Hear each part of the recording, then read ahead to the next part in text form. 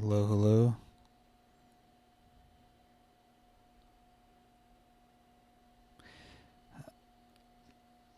Okay.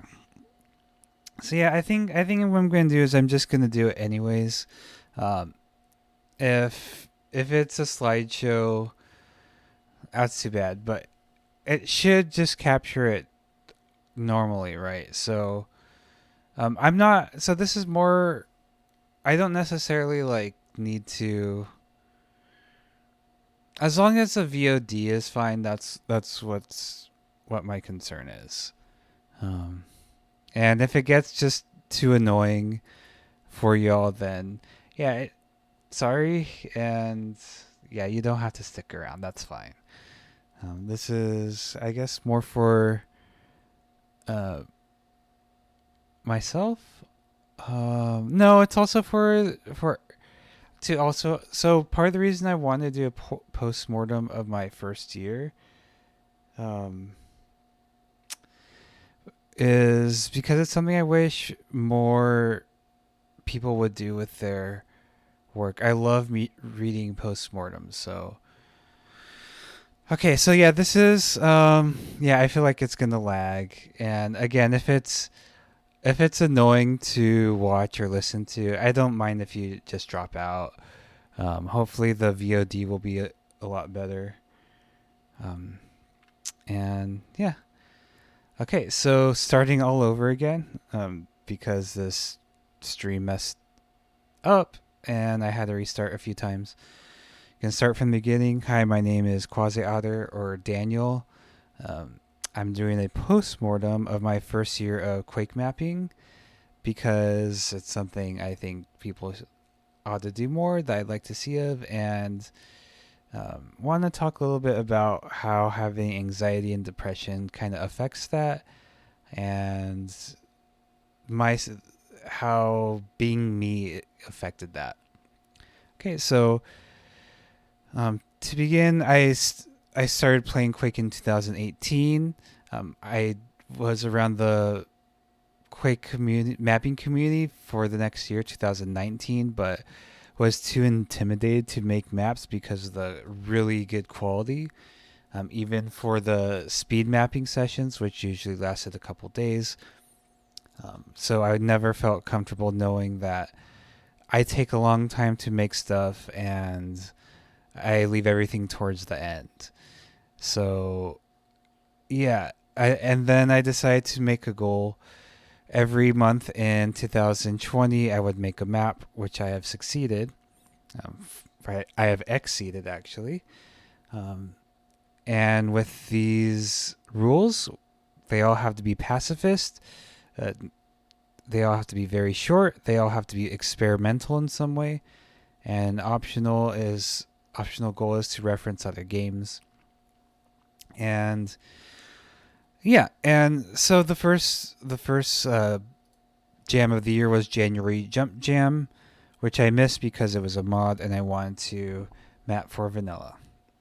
So the first one was uh, SM205, which means there's a map idea generator created by Zungriware, which gives prompts on what to include in your map. So I had 8 Scrags, which is Monster Wizard, 10 zombies, and 3 pools of lava. So let me change the skill to default. So this is the first map that I ever created, which was basically me learning how to use Trench Broom, which I'm very slow at learning programs at. So this was not only completed late, but done mostly in the last like day. So here are the scrags above that you can't really that people always shout at. I mean, because you have a shotgun, and that's your assumption, and no one had known of my maps before. So, yeah. So this is all sky texture, which was kind of a way because I want to start off by making something doable. So instead of like worrying about textures, I just made everything except the lava pool just one texture. So it's more of like a slower exploration piece. Um, so you go forward and then see. So part of the reason I wanted scrags up above is to guide you to see like where the walls were. Same thing with the flames to kind of guide you. So if you just like move forward, you can see where they are, and then another reveals itself. So my idea was you really need headphones to play this and patience, because the flames have the sound effect to them, and that'll help guide you. And so when you go towards it and you look around, oh, there's another flame over there, and there's no wall blocking its view. And then this is revealed. Okay, so it's a second pool of flame. Or, yeah, pool of flames. So then you go down here. And then you have this weird little platforming section. So people found this frustrating, and understandably so. But that was kind of the point, is to slow down instead of speeding through it. Because if you're going to like just go through it like this, like you'll probably be unsuccessful. And that's not what Quake gameplay usually is. So I know this map pretty well. So what I was interested in is how the sky texture flattens planes, and how that affects your perception. And as you can see, there's a lot of mistakes that can be made, but this is kind of like, this could have been for the tricks and traps speed map jam. But essentially, you just have to sort of like jump and figure out, okay, here's the edges, here's what I can do, here's what I can't do. Oh, how'd you get up there? So I'm going to try this. Yeah, so I was interested in like how sky textures just really flatten things out. And I put a heart at the end because I want to put like hearts in every map basically. But yeah, this was a really rough. Oh, now the scrags can see me. Whoops. A little too late for no target. But yeah, this was a kind of really quick way of like, I just need to get something out. I didn't want to like be overburdened by anxiety. Like, I knew this was a rough idea. I knew it might not be well received or whatever.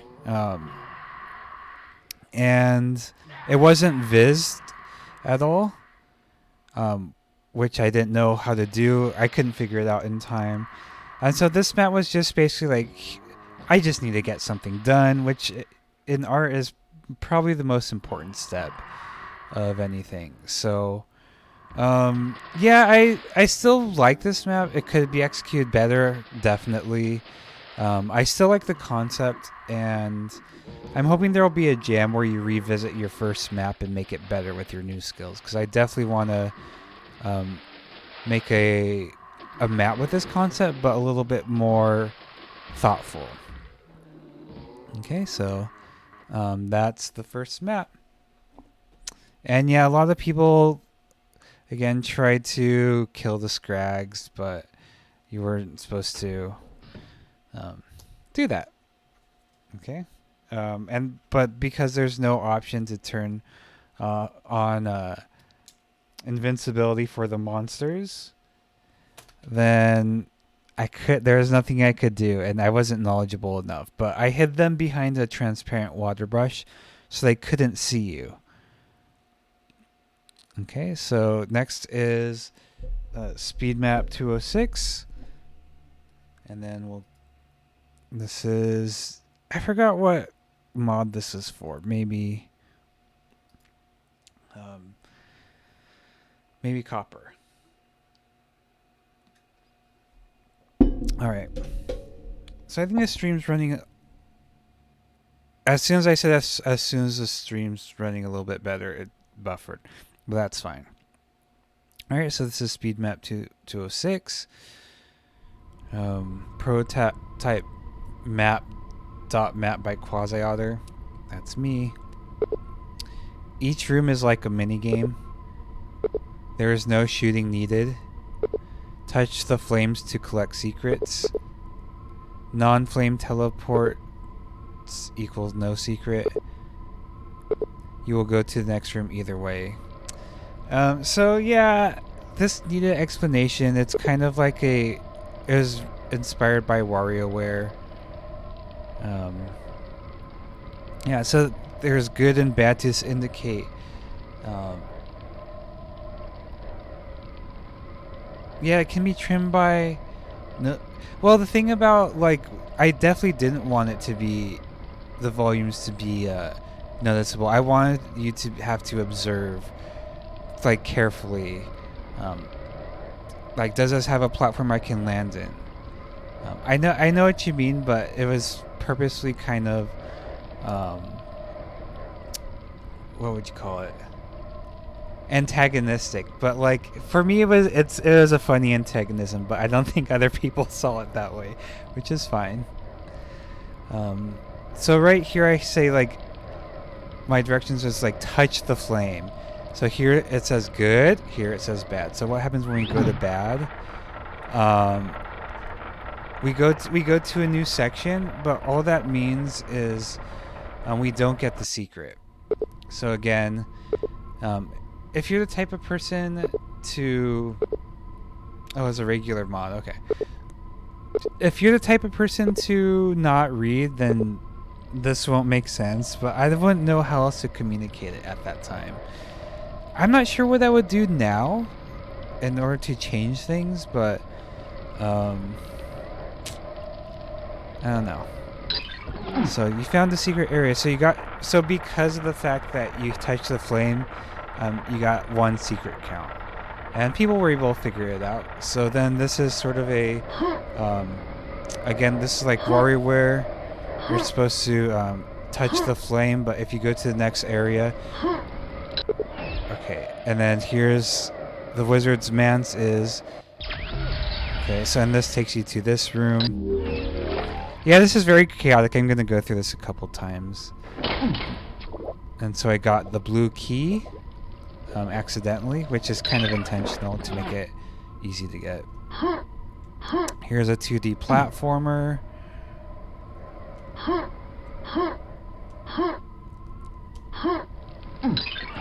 And then, so I didn't get the gold key, but I got the silver key. I hope a puppy looks at you today. Yeah, it seems like there's a huge delay, and that's fine. So now we have 6 out of 7 secrets. And then this is the end. Gonna restart. So here's what happens if you get 0 out of 0 secrets. A speed run.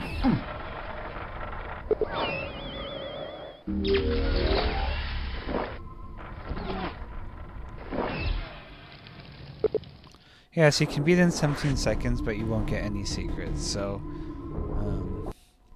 yeah, again, the idea was to make a sort of WarioWare style Quake map where you it's only meant to be played once, which is kind of sad, but I guess a lot of maps are. Oh no, it broke.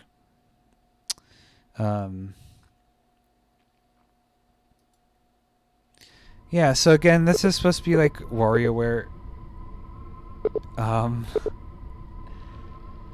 Yeah, I don't know what to say about the comments on stream. It's fine, I guess. Yeah, but that's the way the cookie crumbles in the jungle. Yeah, you're supposed to sort of just kind of guess what you have to do at first. So now I'm gonna get the gold key and hopefully make it. Oops, messed up. And then, yeah, I always like the idea of WarioWare because I have like a very short attention span, and WarioWare is one of my favorite games because of that, because it's just so tiny and funny. And, you know, like, this is a way of, like, testing out ideas as well. Like, maybe someday I do want to make a 2D platformer in Quake. You know, like, I don't know about that, but like the quiz show, yeah. Yeah, I might want to do more of the quiz show thing. So, yeah, this was a fun experiment. I learned a lot more about Quake, except lighting. Obviously, there's no lighting here, which I think was fine. I could have used emphasis. Ooh, okay, no clip.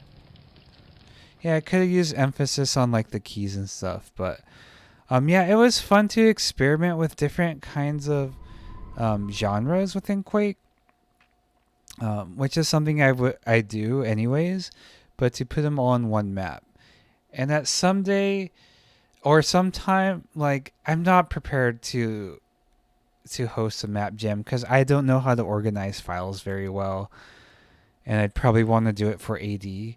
But yeah, at some point I would like to organize a WarioWare jam. I think that would be pretty cool. So yeah, I'm overall happy with that map. Improvements could happen, of course, but yeah. All right, so next one is the jokejam map. Okay, this is called Silly. Everything you know is wrong. So this is a reference to Marble Madness, the Silly map, and this is a beginning area. Everything you know is wrong. So if you're not familiar with Marble Madness, and this section is like, this is stupid, what the heck? Because if you go that way, you're pushed up, but like, yeah, what's with these wind directions? So if you go this way, you're pushed back. So you kind of have like this little labyrinth at first of like, where do I need to go? Because in Marble Madness, like, the gravity's reversed here, but I decided to make it a little bit quirkier. Everything you know is wrong. That's what appears, the text in Marble Madness on the Silly map, which is level 5. And yeah, I thought, and then here's a secret that like almost nobody gets. Cozy Flame secret. And yeah, I put water here just to show like, okay, like things are going to be a little bit different than Marble Madness. And also slowly some decay is happening because there's entropy there. This is pretty normal here, but you can see there's texture alignment problems, which are intentional, by the way. Some people didn't think it was intentional. So here's this, and then you go to level 2, or 3. I think it's 3. And then there's 2 ways you can choose, and then yeah, this is where the textures begin to be a little bit off kilter. So we'll go this way. Up, we'll swim up here, and then you need the gold key. So then you swim up, and then you're up here. And so if you backtrack, if you go that, I got caught there. Here's the gold key, which is easy to find. I didn't find that it was necessary to hide it that much. Luckily, I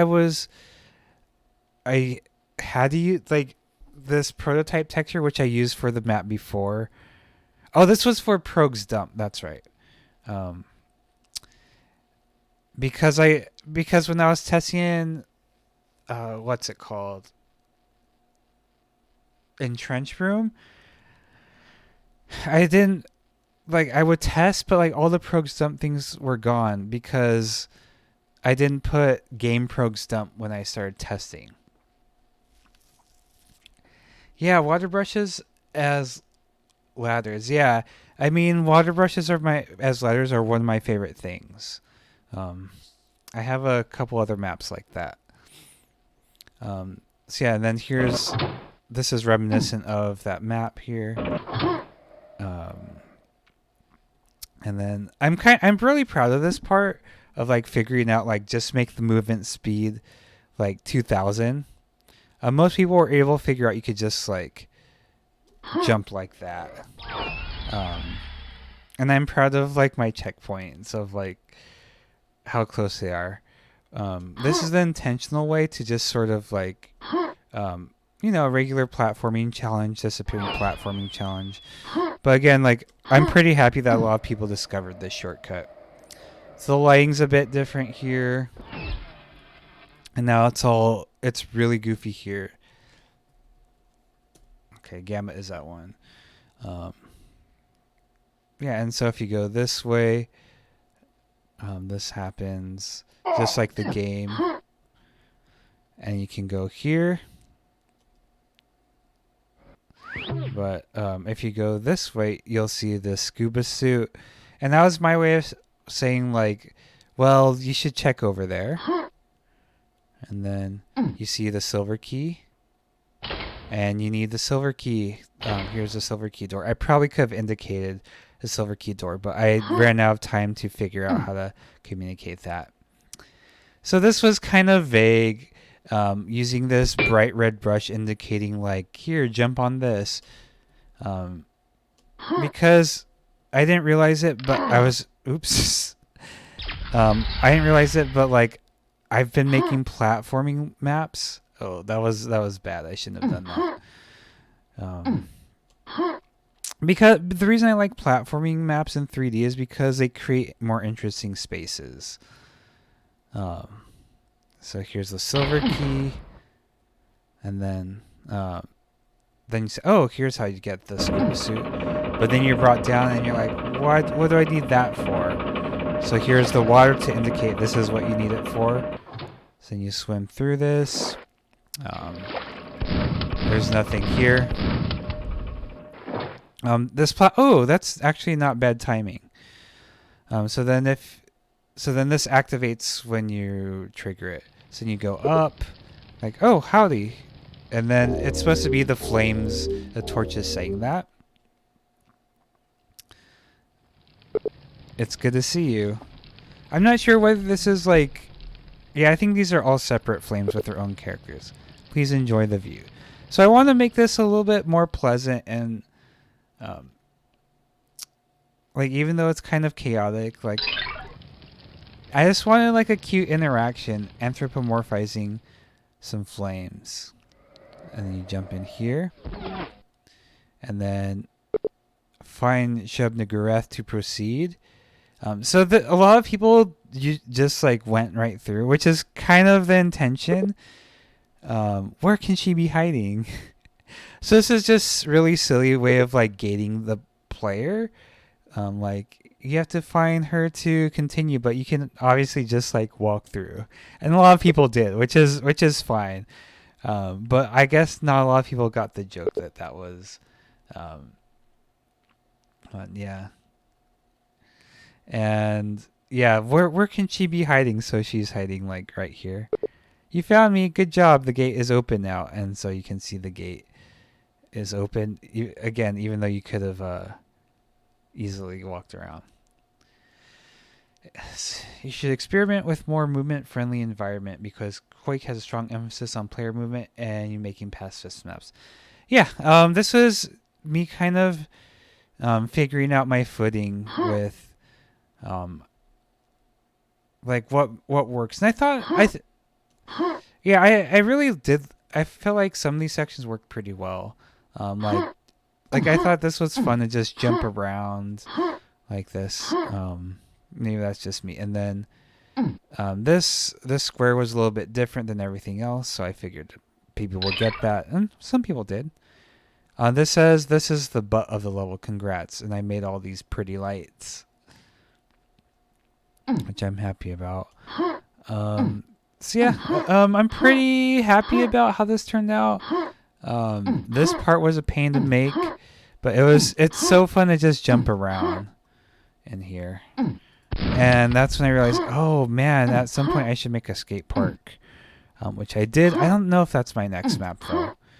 Yeah, here's my Joke Jam map, and the audio's turned down, but what it is the silly soundtrack, but it gets progressively faster. So it gets very chaotic at the end.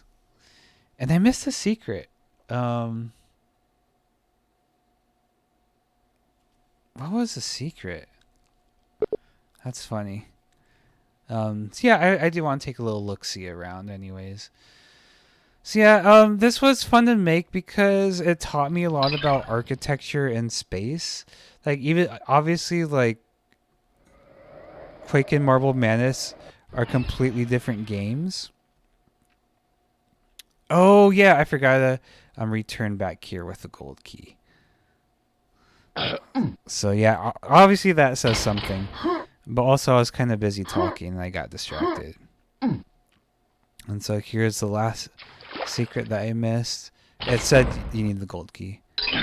You're so pretty. Yeah, I just want to give compliments and like make Quake a little bit more cheerful than usual. And it was a lot of fun making this map. Frustrating because I didn't know the tools very well, but it's also fun. Just like okay, like Marble Madness is one of my favorite games. I think it's absolutely wonderful and like weird and creepy.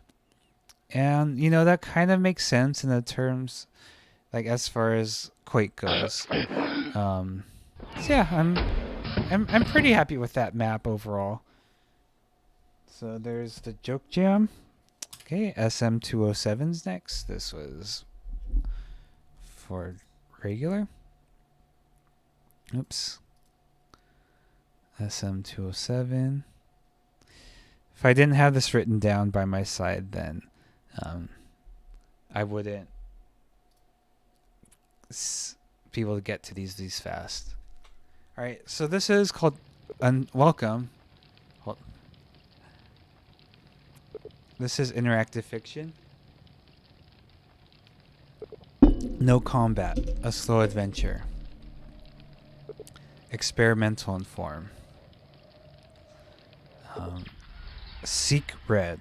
Okay, so the reason I put this at the beginning is because I just like put like no one had any idea of who I was really with my first maps, and so like a lot of people were like, "What the like? We need some kind of indication of what this is."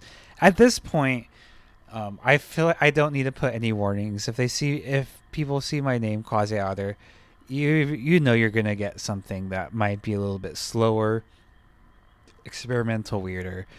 But I did this because I knew this was heavily interactive fiction. Like action is so unimportant here, and I felt like yeah, it's a good idea to just include this intro. So this is called Untitled Memory Story. This is based. This is one part of it. One part of this is a dream I had over 10 years ago, so I'll get to that. So it says seek red, so you have all these different directions you can go. So I'm going to go to this first one, which I'll reveal the origin of. So we have this plane of water, and if you go down, you fall. So this was inspired by the game Muscle World by Photocopia Dora. Dora. And which is basically like there's one plane, like you can only like what's it called, like hold on to the ceiling and move forward. So I thought, oh, that's kind of cool to have like a bunch of places you can only get to like through like one type of movement. So yeah, this first one, I would hope to see like people look at the stairs and then look back. Oh, okay, here's an opening. So then you go down here, and this says somatic entanglement. So seek red. So this is an instance of red. And so then you get. I don't know if it counts as a secret now. So whatever you end up getting. Oh, and then you actually have to get all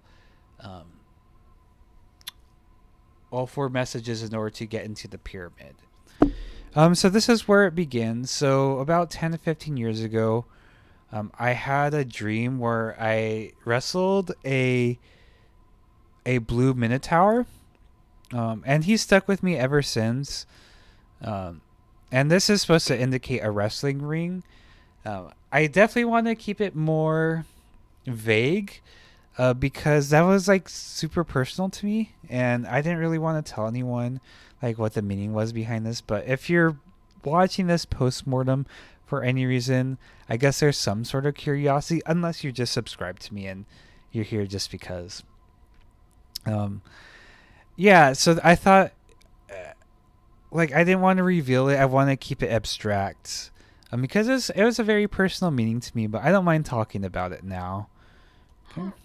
But yeah, so there's a character reference in all of this, and it's that blue minotaur from a dream, from several years ago. And so when you come back over here, you'll notice, oh, like here's this mini version of what we were just in, and there's a platform here. So hopefully that indicated like progress being made. Because if you try jumping there, you obviously can't make it. That pyramid is inaccessible. But I'm hoping the player will think, okay, well, maybe, maybe this is a way to progress. So there's this little thing here. I don't know why. Like, I knew it was there. I just don't know why I didn't get rid of it. I feel it was a mistake to keep it. Okay, so this next section, like you see that thing disappear real quickly to indicate, oh, here's something underwater. And then you go down. I don't know what this was. Like, it was just for fun. Like, I'm not going to pretend like there is some deeper meaning behind it. Same with this. Like, I just want to put something cool and strange. But down here, where it says secret, is first contact. So I added to my story by like saying like this is where I met the Minotaur at first, which isn't true. But for the sake of this quick map, I'm like, you know what? I'm gonna expand upon this story into something deeper. And now that's my headcanon of this character. Like I met this this Minotaur in this parking lot. This parking lot is very much inspired by Muscle World. And I guess actually what these are is just like things that are going on in a parking garage. Nothing specific, but like they're just things going on. So there's it is supposed to represent like people milling about or whatever, just in an abstract way. Okay, so you climb up here. This was a mistake that I think about. Like this should have been up here. The reason I put it here is because it was sunken below the surface, but I realized like so was this. So this little mini model, it definitely should have been on top of here. That was my mistake. So here's the third one. So you go into a waterfall. I did use a clip texture here, but I don't know what happened in the compile stage. So my hope here was like you end up down here, and then it's not very visible, but there's supposed to be like a light here. I guess I didn't do a good job on that. Yeah, so you're supposed to, you would probably explore anyways and end up here, knowing that you had to make things appear. And here's societal hibernation. To me, what this meant is like the Minotaur, like hiding away from people. Like this is where the Minotaur goes to hide from the rest of the world whenever he needs a break to be by himself. And also this is like kind of like a bed, I guess. So we'll go back down here. Looks like the water skip worked too well here. All right, so we'll go back up. And then here's this pathway back up here. I don't know if I'm proud of this rock formation or not, but it took a lot of work. and figuring out how to like make a non or like an irregular path up here. I kind of like it. But also my huge mistake was I didn't know what funk detail was, so like all of this was vizzed. So I had a 6-hour viz compile time. And then here's a miniature version, which I think is very cute. I love this so much. And I'm not afraid of saying I love my own artwork and stuff. I make artwork because I want to make it, and I want to make things that I like. So here's the last section. A lot of Z clipping there. Or Z fighting, rather. I don't like the windows. I think they're very ugly. But I'm really happy about this part. So you can jump up here. Oh, you're not supposed to jump up there. Whoops. I was trying to prove that you can't jump up there. So then the water raises. But what's really happening is that this is a train. This whole building is a train. Which was a pain in the butt to figure out. So then, yeah. Peaceful hypnagogia. I guess that, yeah, what that means is like being in a state of like psychedelia, like different sort of consciousness. And that was supposed to happen when you come up here, but I triggered it too early. So this is a place where the Minotaur would come to like meditate, reflect, possibly trip, like not for like to be high, but for, you know, deeper meaning or whatever. So I'm bringing more backstory to it. And then this little miniature is here. So all 4 of these platforms are there now, so now you're welcome to progress.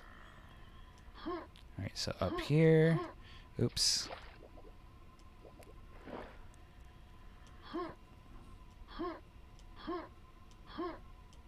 And then frequency ascension. So this means like ascending to a higher plane.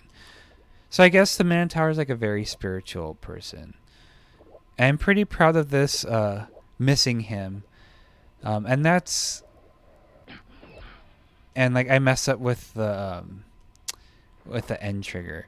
But missing him refers to the fact that like he only appeared in my dream once. And I wish I could visit him again. It's kind of bizarre, like knowing this one figure for such a long time, and you know he doesn't exist. And here, this happens when all the triggers are met. So Andrew Yoder played this and popped in and said something like, McNognog said something like, yeah, maybe you should really, or no, he didn't say should anything. That's where where this obstacle goes. It goes downwards, then upwards to hide, but I didn't hide it very well. I fixed this, but I forgot to play the fixed version. Yeah, but McNognog talked about like how this is abstract. Is this like, you know, the right thing to do? Hey Ziggy, good to see you. And yeah, like at this point, people knew my work a little bit more, and I was just like, you know what? Even though like this can be kind of a conflict, like some people just might not really take to weird walking sim maps. This is something I want to see more of in Quake, so I'm gonna make it. So none of you knew me in grad school, but I was pretty much the same person when it came to making art. So I don't hate the norms, but I hate having to conform to expectations in a given medium. So like with Quake, obviously all my stuff's weird because I want to see weird stuff in Quake. That's where my interest is. Like I like that other people make more traditional maps. I would be sad if there was no more traditional maps being made in Quake. If everyone was doing weird experimental stuff like me, that would frankly suck. But so I'm doing what I want to see in the world, essentially. You know, and I don't compromise. Like, the reason I'm here today, the person I am, is because I didn't listen to my teachers in my art classes. I did exactly what I wanted to do, even without, even when it was not the greatest thing to do. I still, stuck to my guns. And for context, I'm not trying to brag or anything, but like, if I didn't resist or if I didn't stick to my guns, like, I'm doing my dream job right now, which is teaching part-time at a college art. Um, yeah, if I listened to my undergrad photography teacher, who told me to tone things down and stuff, like, I wouldn't be where I was because I ended up getting a full ride to University of Oregon in Eugene, which is where I currently live now. Um, so I got my grad school paid for free because I did weird stuff that was discouraged. But it was not because I did it to make other people upset. It was because I wanted to do it. And it's something I was interested in. This is my second favorite level that I made. Like, I want to redo it at some point and flesh it out. But yeah, I'm pretty proud of that. There's a lot of technical hitches along the way, but I'm very, very happy with what I accomplished with that map. We want to make more interactive fiction. Okay, so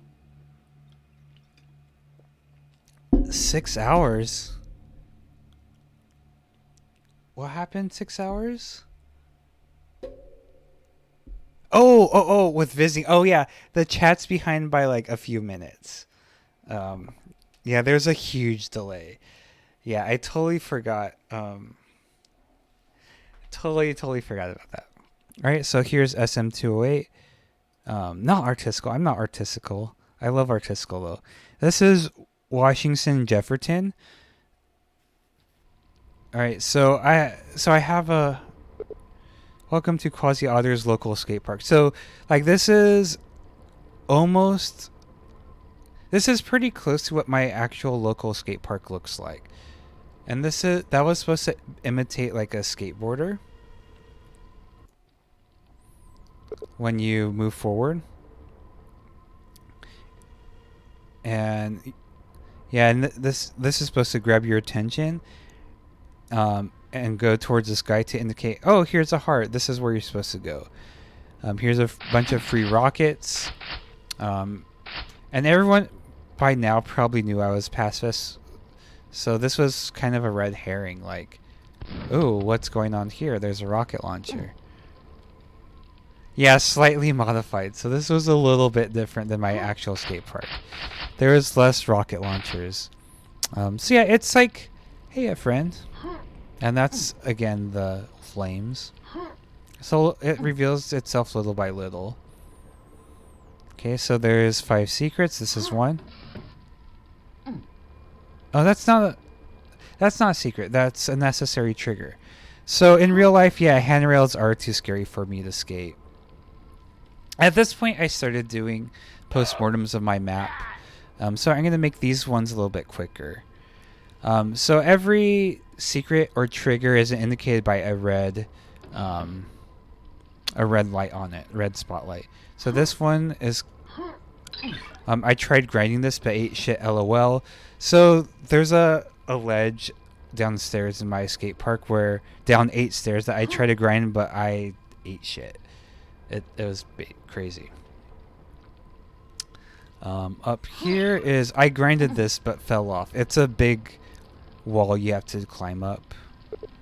This box is fun to skate. This is the gentle way out. So you could complete the map like this.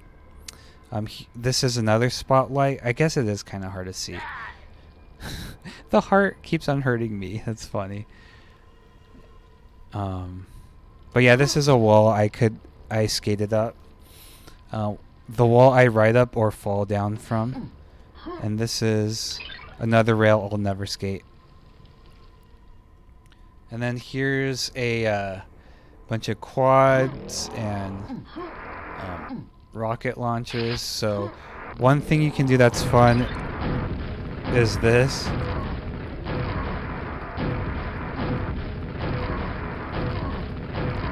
I don't know. I think that's a lot of fun. So 4 out of 5.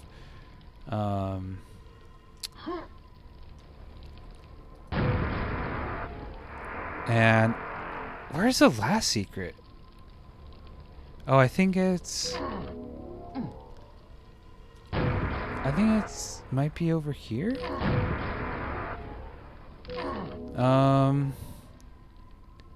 Yeah, where's the last secret? Oh, this box. Grinding this is scary. Yeah, I've grinded that before.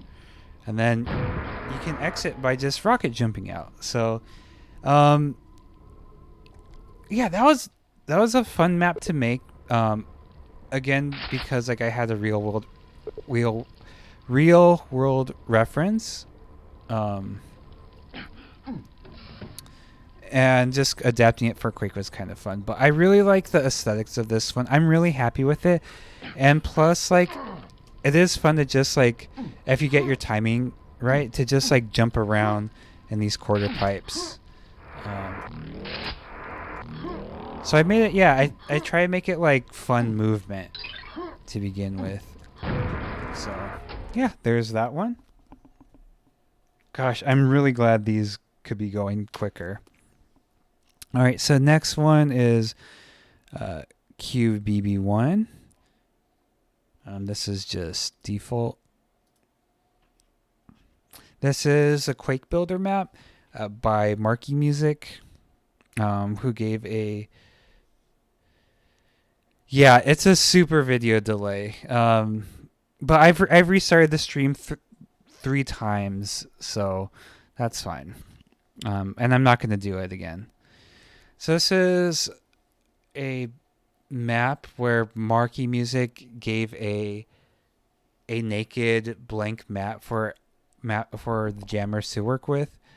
And so I didn't have very much time to make a map, but I was hell bent on participating in any jam. So I thought, you know what? I'm just going to make a water map. Like, just turn everything into water and make it swimmable. So this is called I'm Sorry Lol, because I'm like, this map kind of sucks to begin with. But I realized, oh, actually, like, I can make this into a puzzle. So obviously, like, this method doesn't work very well. So you'd have to think about the progress differently and how water changes architecture. So turning everything into water was a really fun experiment in, like, oh, like, yeah, like changing everything, like the surface, the mechanics really changes the layout naturally of this map. So you hit that, and then like, okay, I can go here. Oh, I should restart. Because if you do make it through here, which you can just by holding swim up, you can come up here. So in the Quake Builder, in the original map, you can't just swim up. You have to get like a key or something like that. So then you get to here, but you can't progress. So you do need to press this button. And oh, that doesn't do that. You need the silver key. So where does this go to? Okay, there's a gold key there, and you can't get there because that's in the way. So I'm going to swim up here. Oops. Yeah, this map can be frustrating at times.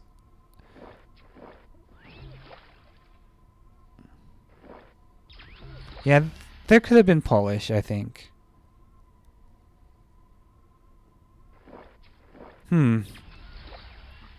We could also just climb up here.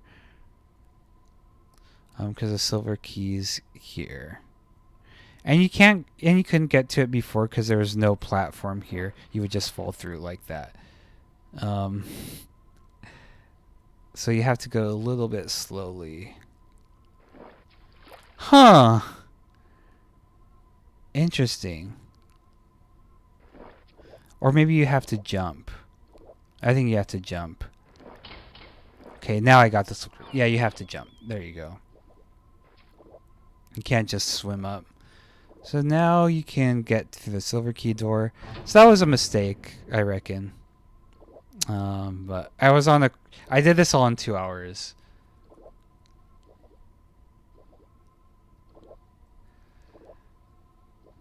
Yeah, a morpher. That's a really. I'm glad there is someone else who thinks like that. I think artisticals like that too. Yeah, I just kind of gotta do what I gotta do. So here's the gold key. Please don't be mad. Yeah, at this point I'm like, yeah, people are gonna hate this map. But like, also, I don't know. I'm kind of happy with it because it's kind of funny. I hope you still love me. At this point, yeah, I definitely want to bring a lot of my personality into Quake mapping. And then here's the gold key. And you can jump through here. And that's, yeah, this map was kind of frustrating. Oh, whoops. I'm gonna. Yeah, it's kind of frustrating to play, but also it's just like, yeah, I would fix it to make it easier for sure. But I don't know. I like the fact that I was able to make a map in 2 hours. It was a lot more complicated than just like. This is your favorite map of mine. That's very interesting. Glad to hear that. Oh, you're talking about the skate park. Okay. Yeah, so I'm on my other laptop with so I can see how behind I am. But yeah, this map was more than just like Control A, change the texture. I had to do it section by section and stuff. Yeah. I don't know, but yeah, I did like that map, but it was a bit frustrating. I'm glad people liked the skate park map. Yeah, I felt like that had like very little in the way of friction, that it just let people have fun. Ziggy, you skateboarded? That's awesome.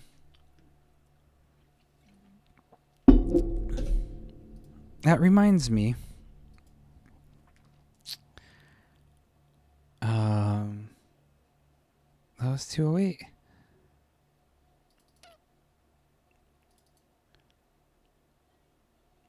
Yeah, that was 208. Why'd they do 206?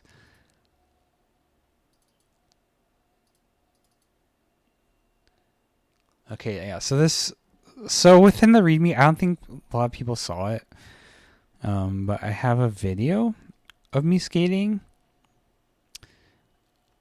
Okay, this is going to be super confusing for people watching the VOD.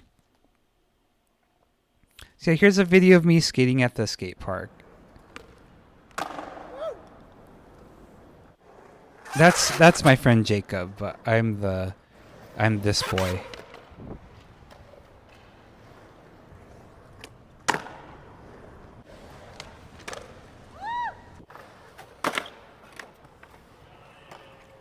And that's my friend Andy.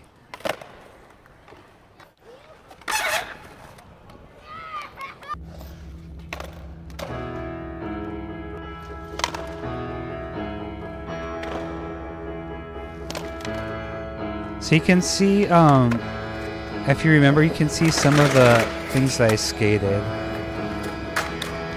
Here, we're in the map. Yeah, there's that. All right. So moving on. SM209, which is for AD. Oops.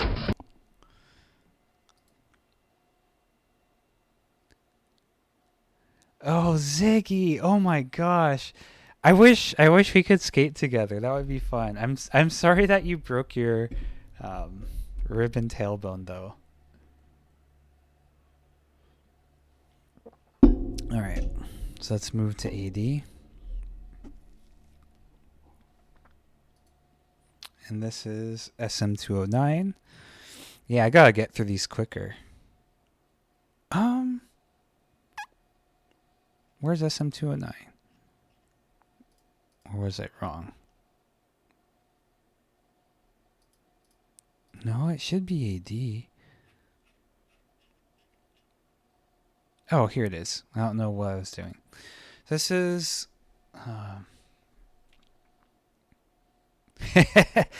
yeah, at my local Ziggy, at my local skate park a couple years ago, there was a 60-year-old who broke his collarbone.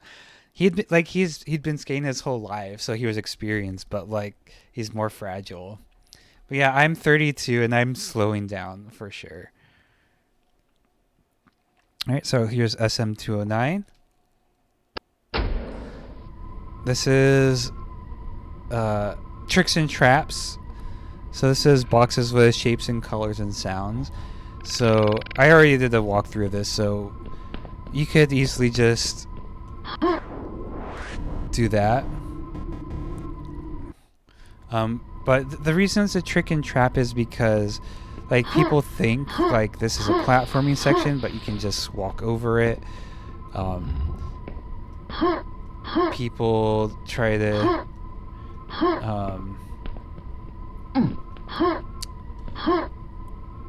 you know, navigate this to press the button.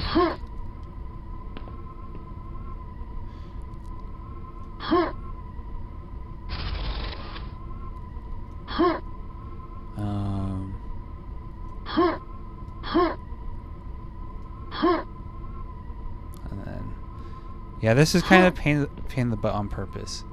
See you, Void Force. Take care. Thanks for stopping by.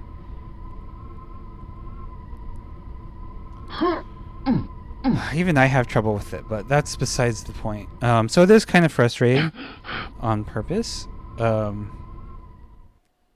Is it? No, not really. So then this happens. Explosion happens, a bridge for you. So some people don't look backwards at first, and so then you see bridge, but there's no bridge, but it's already existed. And then when you look back, it says love you, just for fun. Then I have this little spark coming out of here, and hopefully you hear monster idle sounds. There's also monster sounds down here below. No target on. Where are the monsters? Oh, there's no light.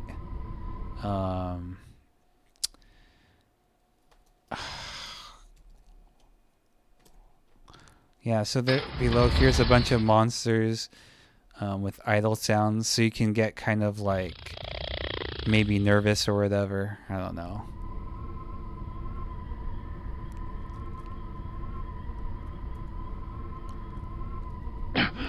So then over here it says quasi others husbands. So here's all the... So I think armor is kind of sexy. It makes a man look hotter, you know? And like I don't think these are like... These dudes are like hot necessarily. I just think they look cool. But I would marry them anyways.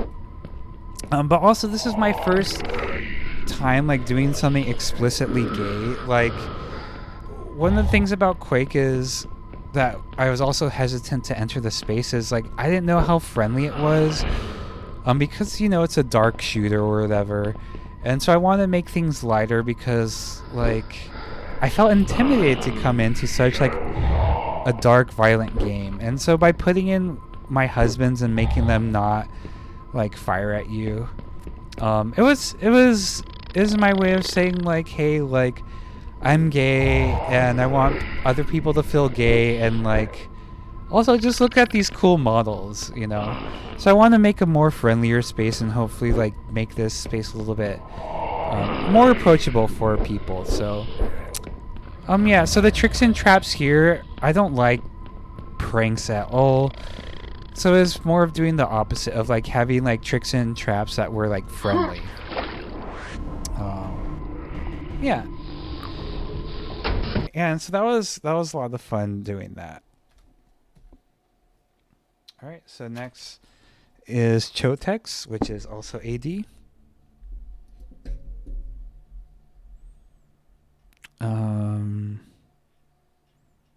Oh, it's right there.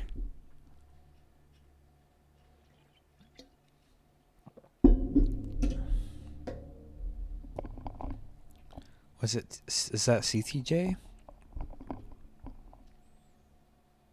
Yeah. So this is CHONES, which is Spanish. I think possibly Mexican slang for underwear, usually referring to tidy whities. I called it that because chotex, CHONES, why not? So here's a very frustrating map for a lot of people, I guess. So you start off here. This is confined to a 512 by 512 box. So right off, you start off stuck in this. So this is to teach the player that you can destruct these things.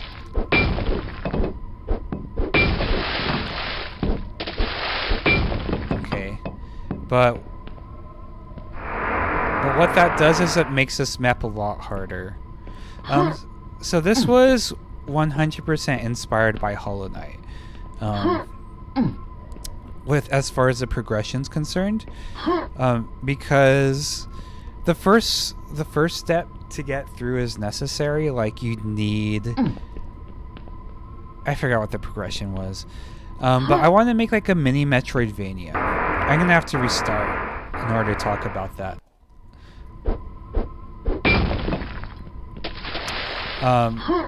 But so why does that quad fall sometimes? So you could, yeah, it's supposed to be up there. Oh well. I didn't test this in different builds or whatever.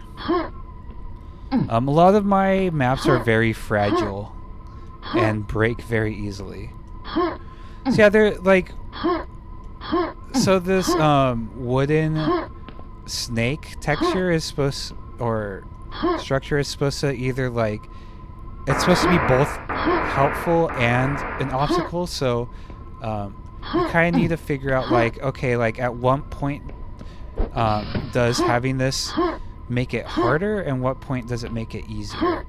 And like if something's just getting in your way, then you can just destruct it. So I wanted there to be like, you don't have to use it, but multiple ways to get up. So I'll show the secret. So if you walk around and you run into this and jump by chance, this is a ladder trigger. Or if you go in the middle, you'll probably end up getting a ladder trigger, and then you'll notice, oh, like I guess maybe that's what these blocks are for. And then maybe you'll see this. Oops. And then you'll get a lightning gun. Lightning is fun, and the reason I give you lightning guns to make this more precise, because if you end up getting the rocket launcher, and you shoot at this, you might explode things. Which obviously happened there. Oh, I'm bad at rocket jumping apparently. Oh no, I was stuck on that. And so this ladder, oops, only takes you so far up. With the amount of people like not discovering this ladder, I feel like I probably could have taken it to the exit. I don't know. But yeah, I will admit this is kind of frustrating to play unless like you're really into platform mechanics. But I like, again, it was more about like, I like how platformers play with space and stuff. Yeah, so you can like use these little skate park ramps to like jump up.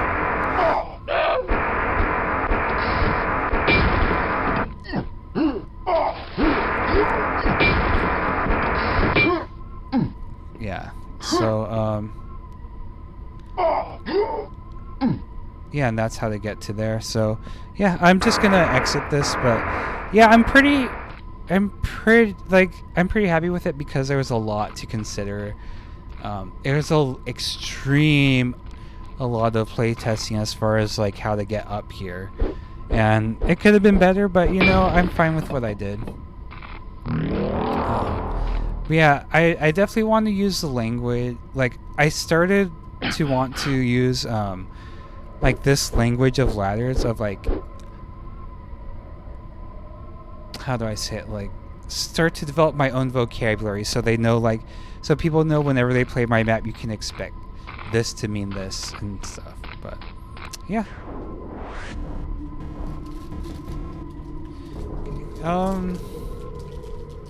And now it's having fun with the textures at the bottom.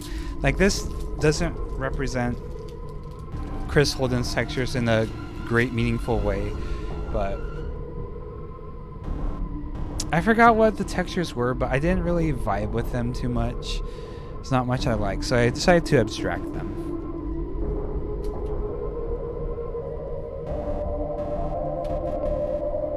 Okay, so next we have CTSJ.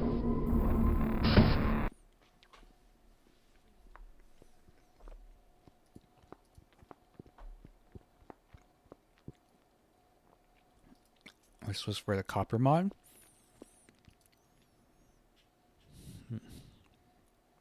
Quasi-outer, no new ideas. I'm also very proud of this one.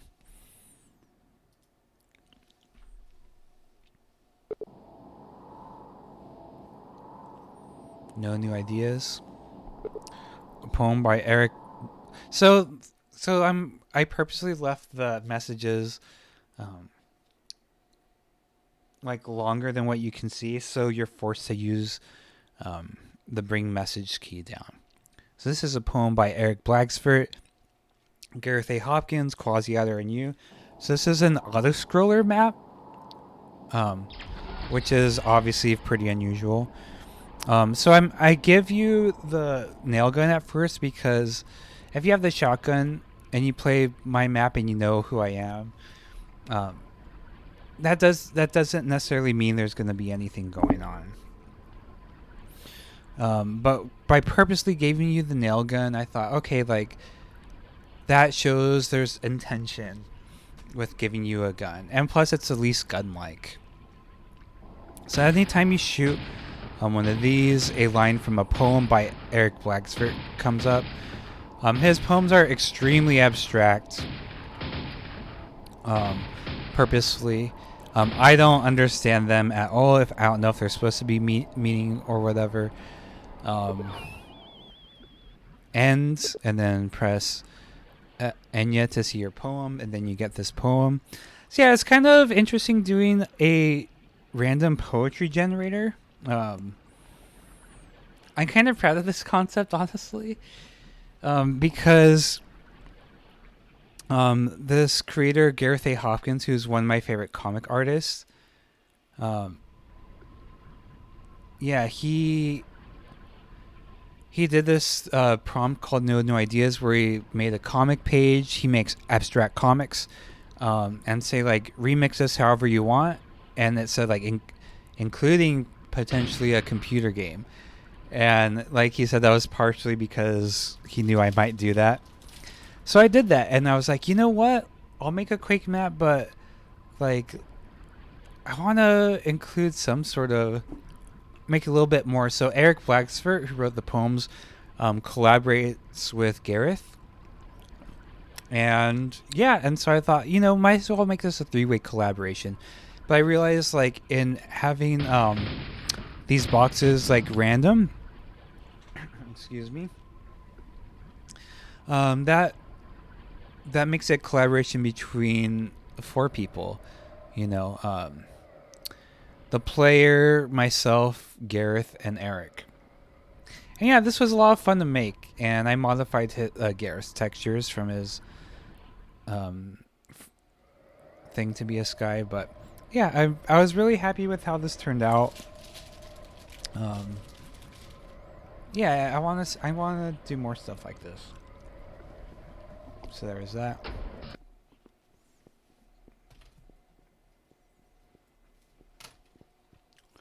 Okay. All right, dtintin's next. Sorry, it's getting a little hungry, so snacking on a granola bar. Let me pick mine. Cheat for dolphin facts. All right.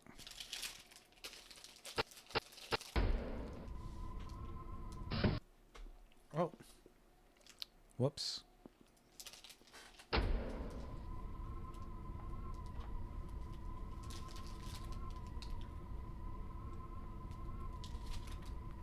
All right. This is cheat for dolphin facts.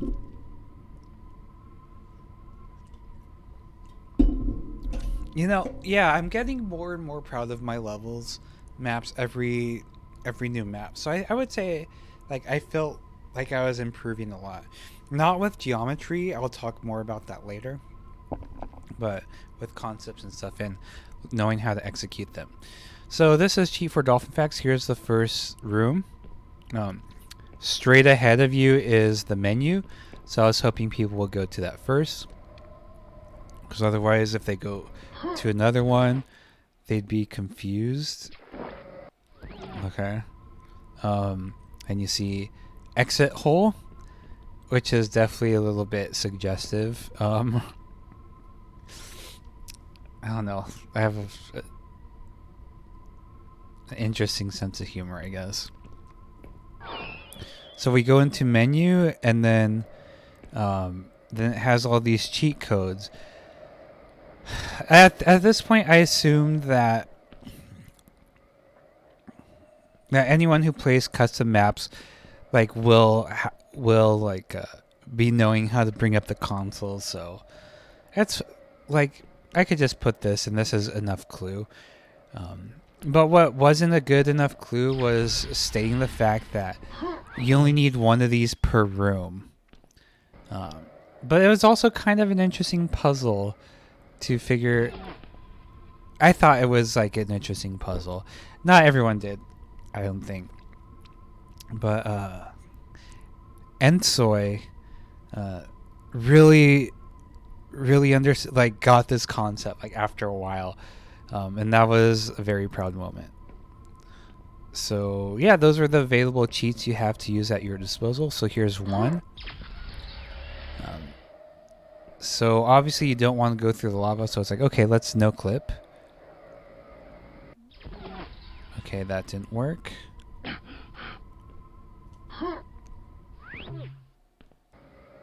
Oh, but it's like, oh, actually,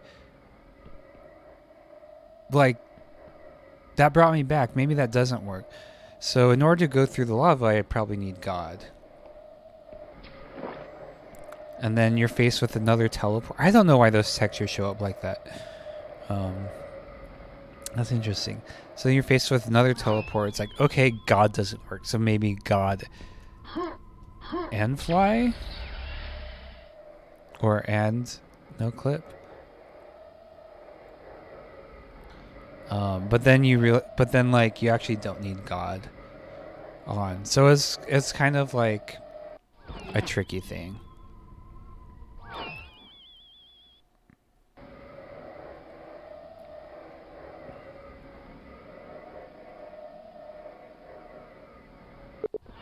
Dolphins are cute. So again, this is cheat for dolphin facts. So that's the first fact. Dolphins are cute. And then hopefully the player notices that one of the smiley faces goes towards the one that was just completed. It removes an obstacle there. Here's number 2. So I'm going to save here. A lot of people just kind of did that at first. But it's like, okay, what cheat can I use here? I'll go with God mode. Okay. And yeah, I guess that works. Most dolphins are bigger than mice. Another true fact. So here's 3. And this time, okay, I could just no clip around these. But which is definitely a possibility. However,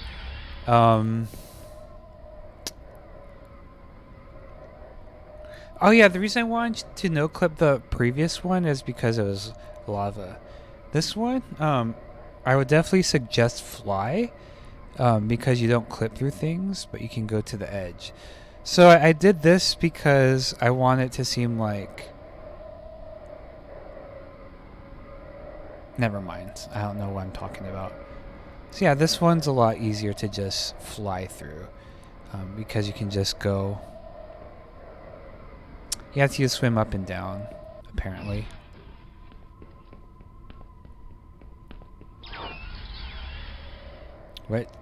Which not a lot of people have blinded, which is sad.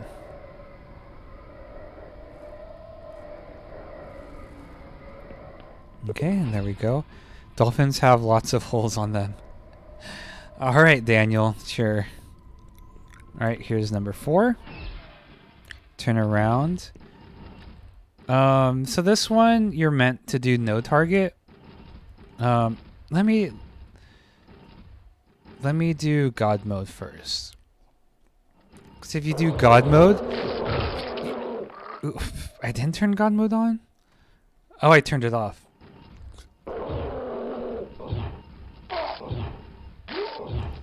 Okay. So God mode's on. Because if you did this, then you probably end up just getting stuck, and that's annoying. I can turn God mode off. Not that it matters. But if you turn on no target, I kind of try to indicate this by like these bubbles being on the side. Like this is a place you can move, and then you get to look at shambler butts. So there we go. And this dolphin fact is, would you ever go on a date with a dolphin man? Okay, so number 4 and then number 5. So this was our show tries by process of elimination.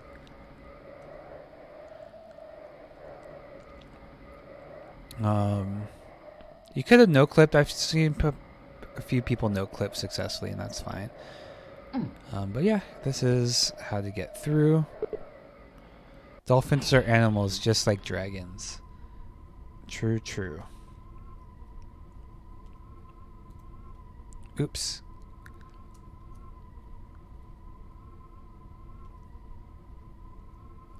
Okay, and now you can go to the exit hole. But I'm gonna take a little look-see. Yeah, I was really happy. Oh yeah, if you try to like no clip, like out of bounds and stuff, you couldn't, because you're supposed to cheat, but you're not supposed to cheat that much. But also you could have just like cheated by no clipping through here. But yeah, I'm really happy with this, mostly because Ensoy really liked it. And to hear a level designer say he really enjoyed that, made me very happy. Yeah. And I also try not to do the same thing twice. I'll probably do that with like the narrative maps, but that's fine. Okay, 4 more maps to go.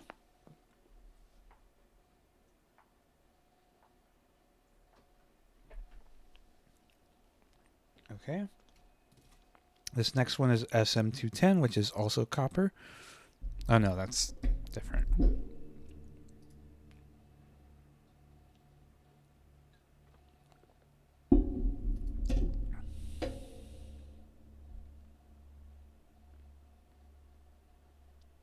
Okay.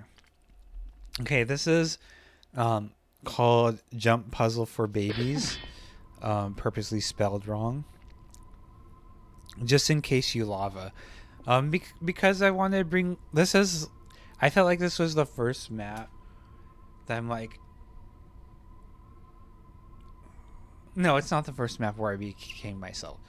All of them were very myself, but this is when I obviously really discovered how to use textures. And from here on, y'all are in trouble. You know, like once I learned how to do textures, like that's it. Like I can't go back to radio textures anymore. They're so like, well, they're so cool, but like happy faces and hearts is totally my vibe. All right, so this was for the overgrown map jam. Oops. Yeah, so that's why I had the red armor in case you lava. Yeah, this water says you can swim in this LOL, just in case people couldn't figure that out. So you press this, and then this goes up, and that's a little train.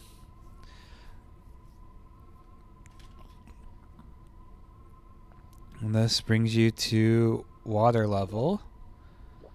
So you can swim here. Because otherwise you can't because of the lava.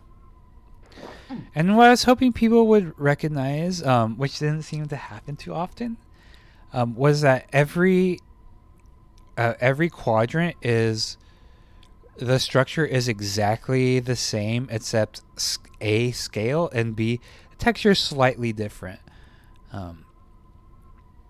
So yeah, so it goes from like bigger to small.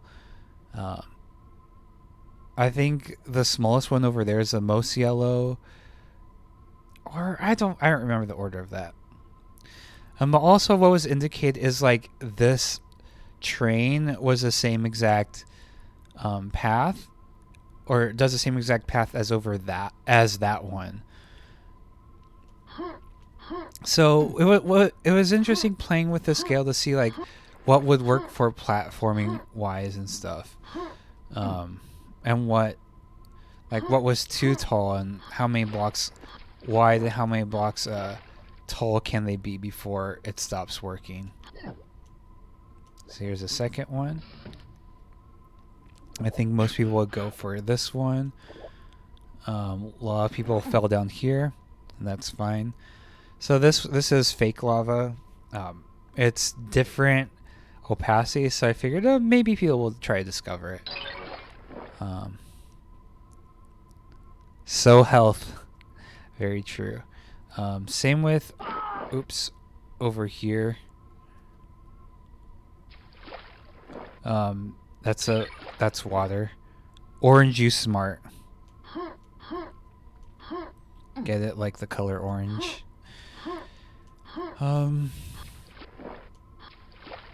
Yeah. Okay. So then we go here. And then like maybe you'll remember or see this and go like, oh yeah, this is where I had to go in the other sections to go up.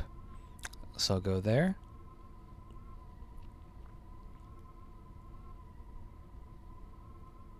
And then here we go.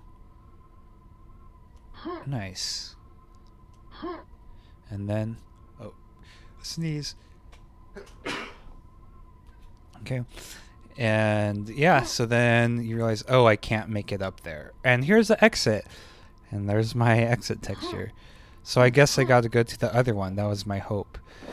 And if y'all didn't discover the other secrets, then hopefully people would touch this and realize like, hi.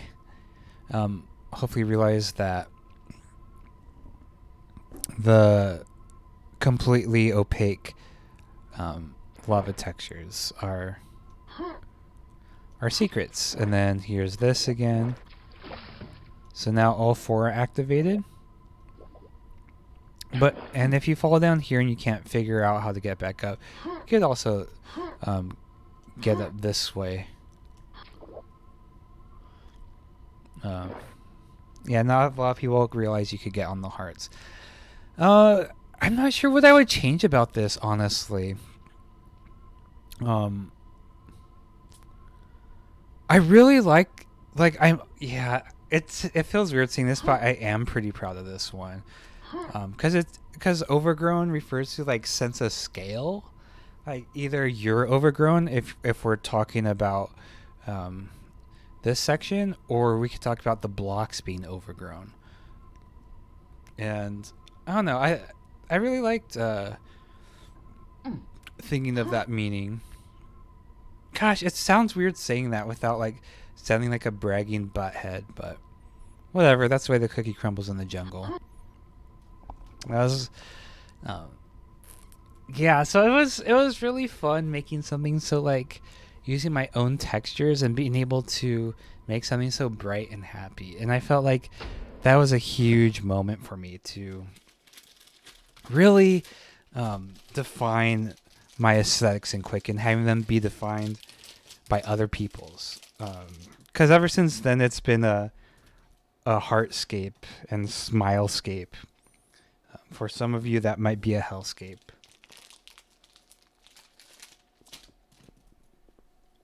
And speaking of hellscape, now's the Halloween jam.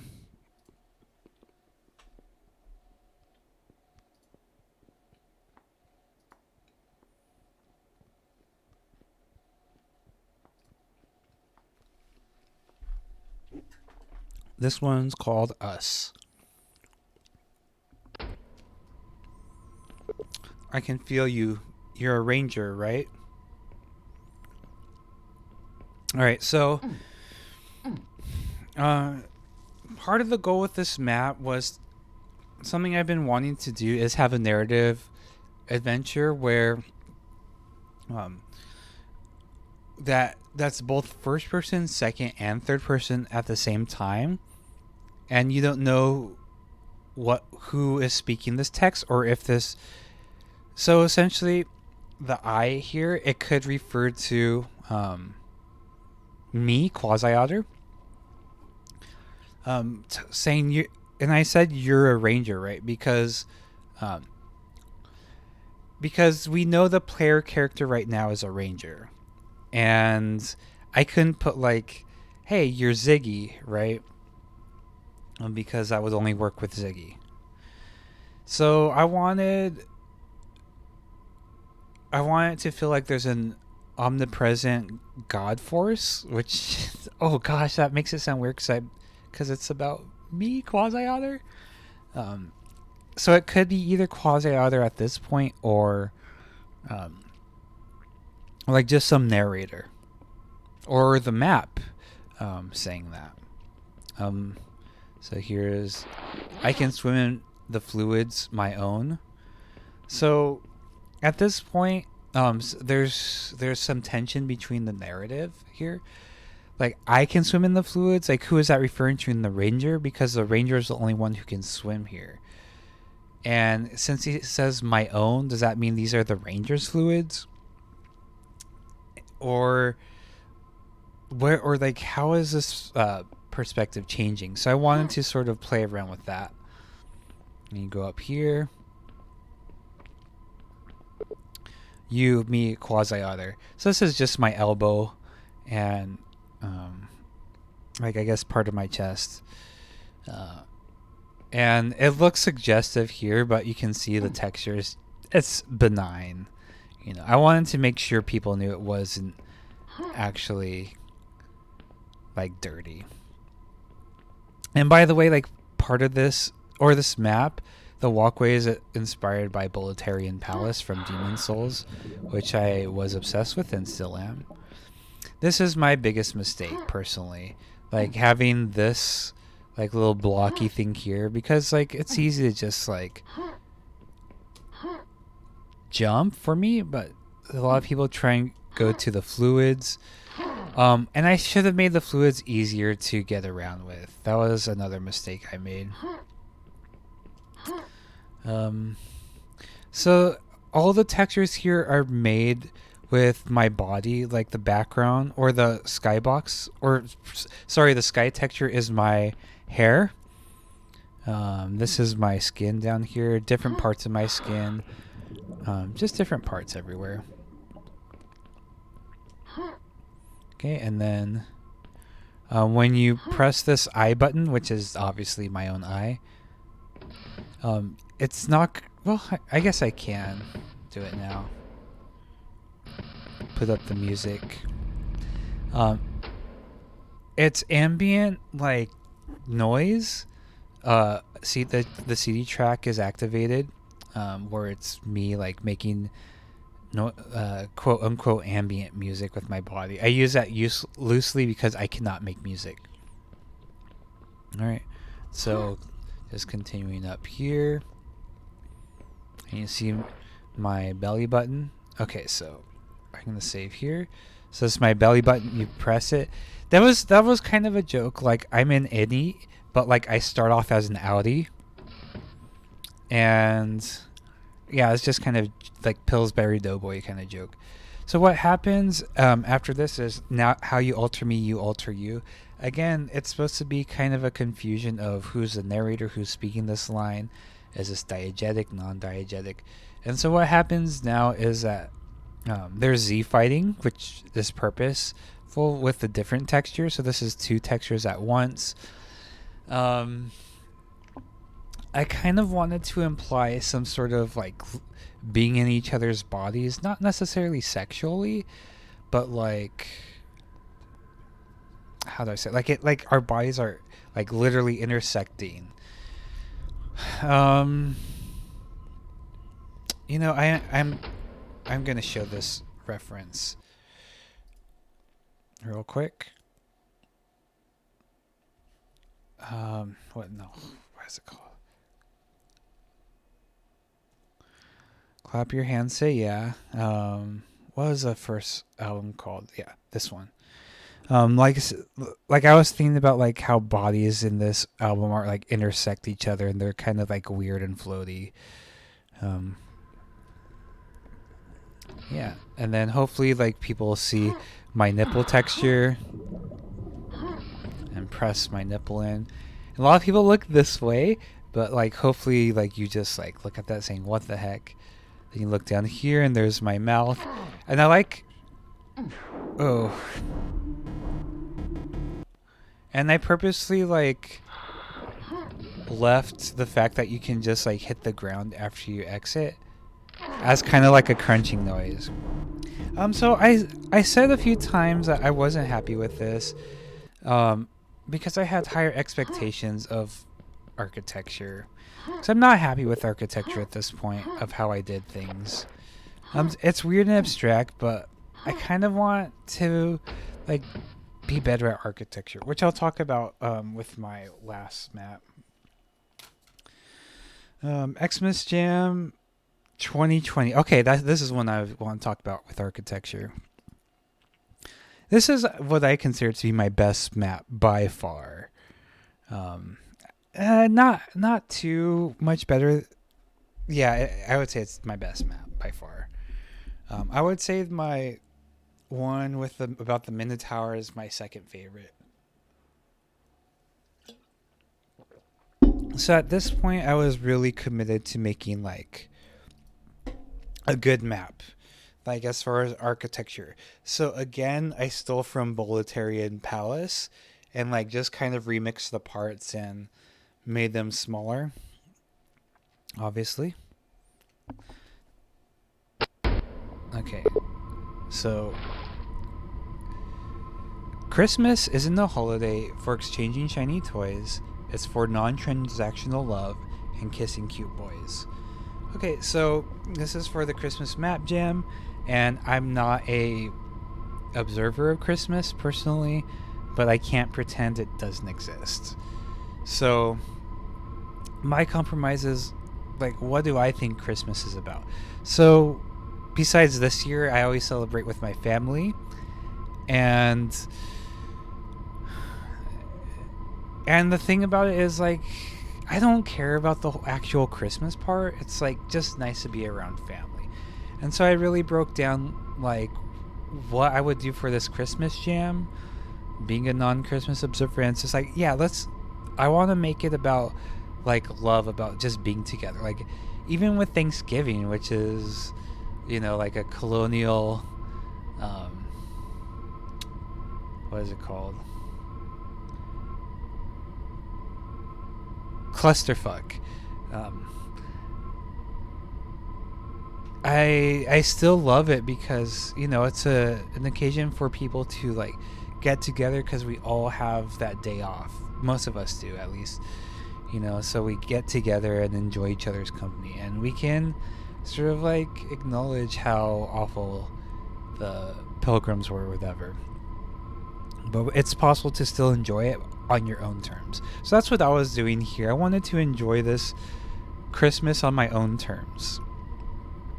Okay, so that's what I mean by this first little poem, rhyming poem, is like a lot of people do use it to give gifts and stuff, but my family doesn't do that. My mom and my brother and myself. My extended family, we kind of do that, but my mom and my brother and I agreed, just screw that for Christmas. We'll just get each other things when it makes sense. Okay, so what non-transactional love refers to is, so there's a lot of like games like Animal Crossing or even the Doom mod Mr. Friendly, where like characters are like, oh, can you do this for me? If you do this, I'll give you this. But I felt like that's kind of like, I'll only be nice to you if you do this for me. So what I mean by non-transactional love is like you're just doing things for people just because you want to, because you're nice, and you're just kissing, you know, kissing cute boys. That's the last line. And I thought it was important to, like, there is something like everything in like a short hike, Animal Crossing, whatever, like you're doing favors for people and they reward you for doing that favor. But I wanted to emphasize just doing nice things because you want to. And I think I mean I'm repeating myself, but I really want to emphasize that. So there's that. And I'm gay, obviously, so kissing cute boys. And I put, and non-binary pals or whomever you want to smooch, because I wanted to be inclusive of other people. And like all the I'll go over pride more later. So then I have these diamonds here don't do anything. They're just light sources floating around just for added level texture. So I'm really happy with these frames that I did, like making them rainbows and water, and that's something I want to do more. And this is just a silly little drawing that, like, for some reason I really love it. And there's a puppy. It's funny, a lot of people were like, oh, can you pet the puppy? Which is something you don't normally think of in Quake, for obvious reasons, because they're rabid zombies. But I'm really glad I could get people to think of the puppies differently. Okay, so moving on. So you walk up to him, and he says, "Hey, cutie, thanks for the kiss. Every smooch you give counts as a secret. Enjoy." So that's my way of saying, like, an incentive to smooch everyone. And then, oh, and Oliver's in a bit of a bind. Make sure to talk to him to see what's up. So hopefully people will see, like, straight ahead that there's a Minotaur, and recognizing, like, oh, he's he's frozen. So you walk up to him. I'm frozen again. Will you find me a blood vial, honey? Thanks. And I really like, so as a gay man, like, I fall in the more masculine part of the spectrum, more so than feminine.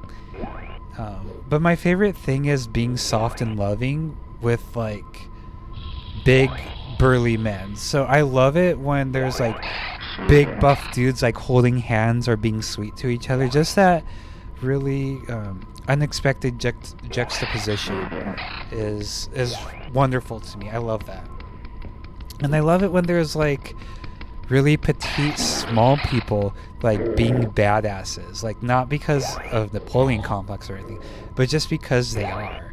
You know, like, I love when things aren't what you expect them on first glance. And there's a gator doing a 50-50 grind. Okay. Quake video game. I don't know. Here's a cactus. Fun fact, I had for my 7th birthday party, it was cactus themed. So you go up here, little platforming sequence. Time to curl up with a nice book. which is usually used for spells. But, you know, you could read to contextualize things with text. So I'm gonna go this way. So you'll notice that there's like different colors. They're pride flags of different sorts. This is for bisexuality. So the flags represent different like sexuality and gender identifications for the characters here. I don't tell you which is which. It's just kind of inferred. So here's this. Hey, yeah, we're doing all right. Got a distance because of our jobs, you know.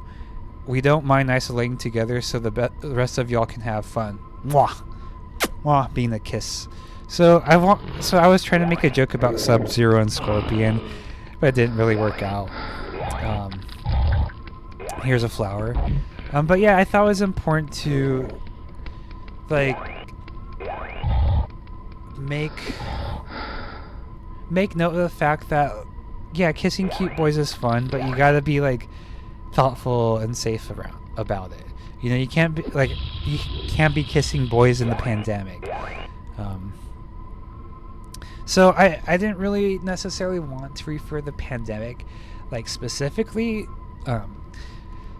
Like they say it's because of their jobs and they got to isolate together. Like it could be anything. Like so if let's say people forgot about the pandemic for some reason, like it would still make sense. But I also wanted to refer to it while not being specific about it. But what's funny is a lot of people try to jump up there, or a lot of people did after they got the double jump boots, or try to jump from there to there. And I didn't realize people you could do that. But people did, and you're not supposed to go up there. You're supposed to distance from them.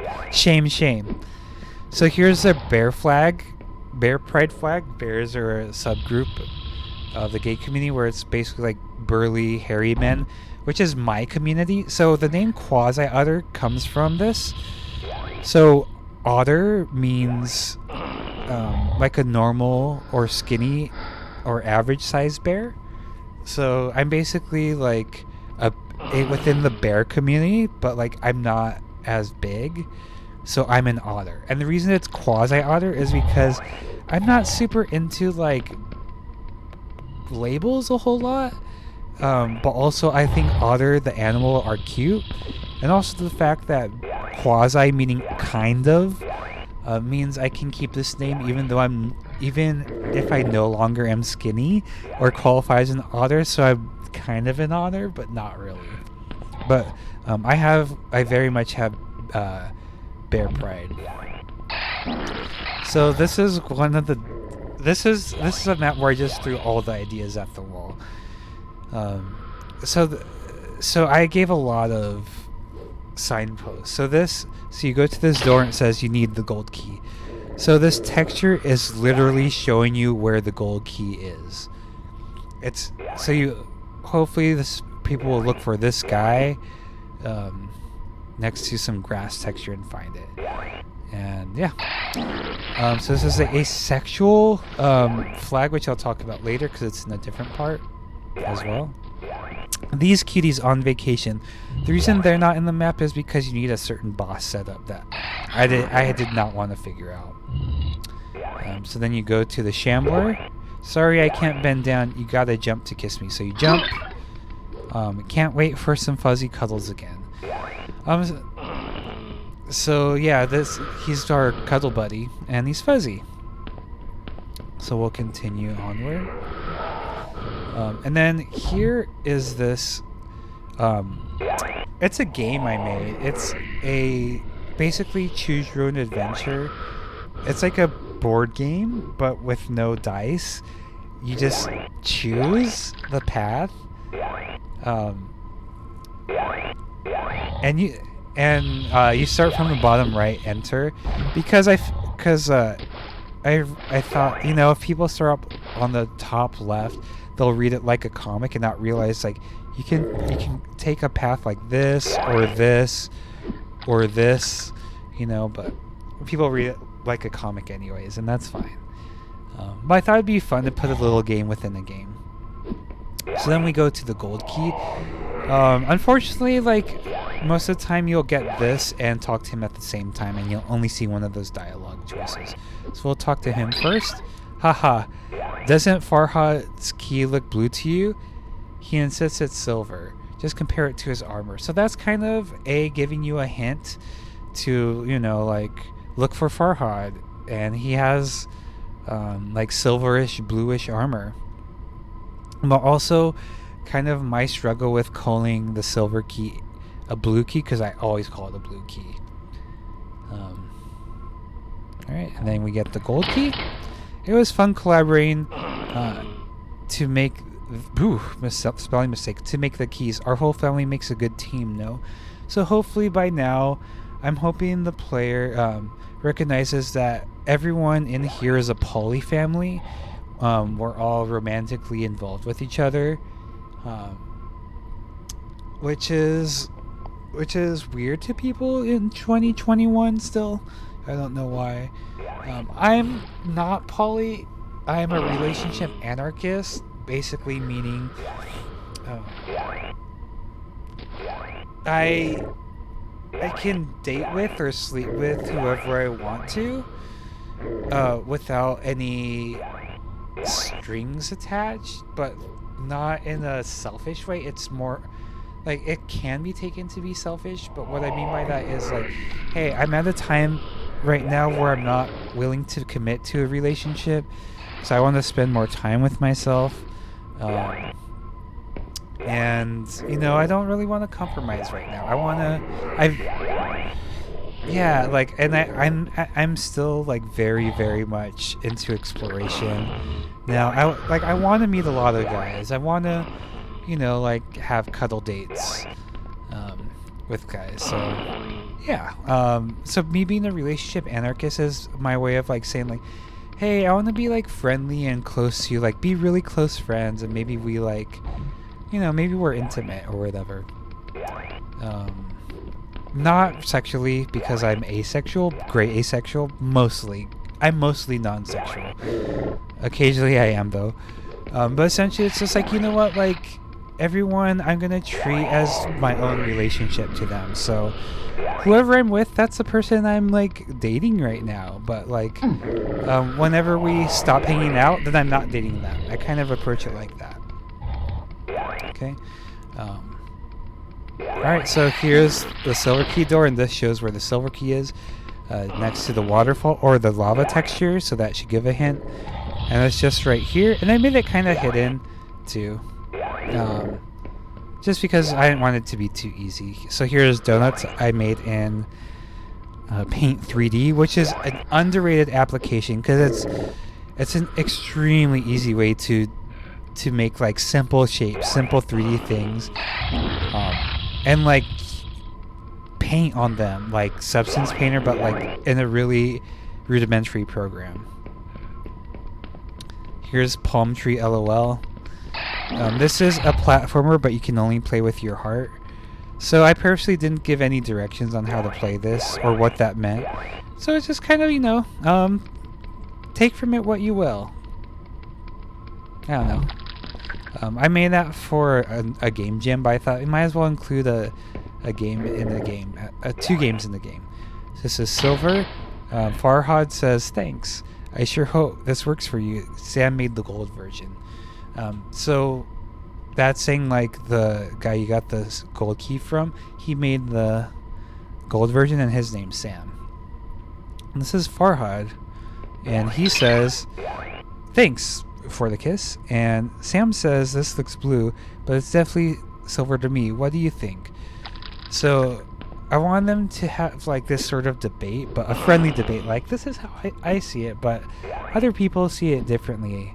I wonder what you think about it. So that's just my meta commentary on the color of the quake key. And I really wanted to like characters to refer to each other. It only happens 3 times because it wasn't necessary to do more. Yeah, this was definitely a mess up. I had texture problems because everything's interconnected. This is non-binary, so this implies that this dude's non-binary. Hey, I'm glad you came to pick this up. I hope it brings you protection and happiness. It brings protection, like, for sure, and happiness is like, yeah, side effect. So he made that for us. It's kind of funny how, like, he swings that, or I should say they swing the sword like that, and it looks like they're trying to hit you. Okay, so you jump and thanks. So this character is like it's very soft-spoken, just saying thanks for the kiss. Then you go up here, back to here. So I got the lava shield. Ooh, okay, so that means I can go in lava, and now this is a shortcut. Hey, puppy.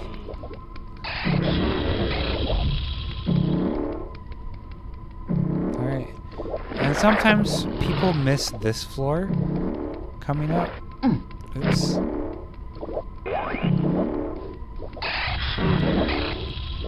Oh, here it is. Oops. Why do I keep on missing it? Alright. So then here's this one. Thanks for your affection.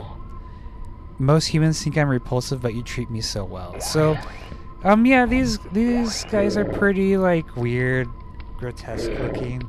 And this is my way of saying, like, yeah, it's kind of mean to judge people by their looks, and, like, yeah, you really should see people for who they really are, which is an old trope and very cliche, but I don't think, like, I'm not afraid of going to cliches at all. And, like, now when I see him, I think he's kind of cute now. It's just kind of bizarre. So I think this is supposed to be like a green color. One of these is agender, and this other one is gender fluid. I think this is gender fluid. I think that's agender. Don't quote me on that.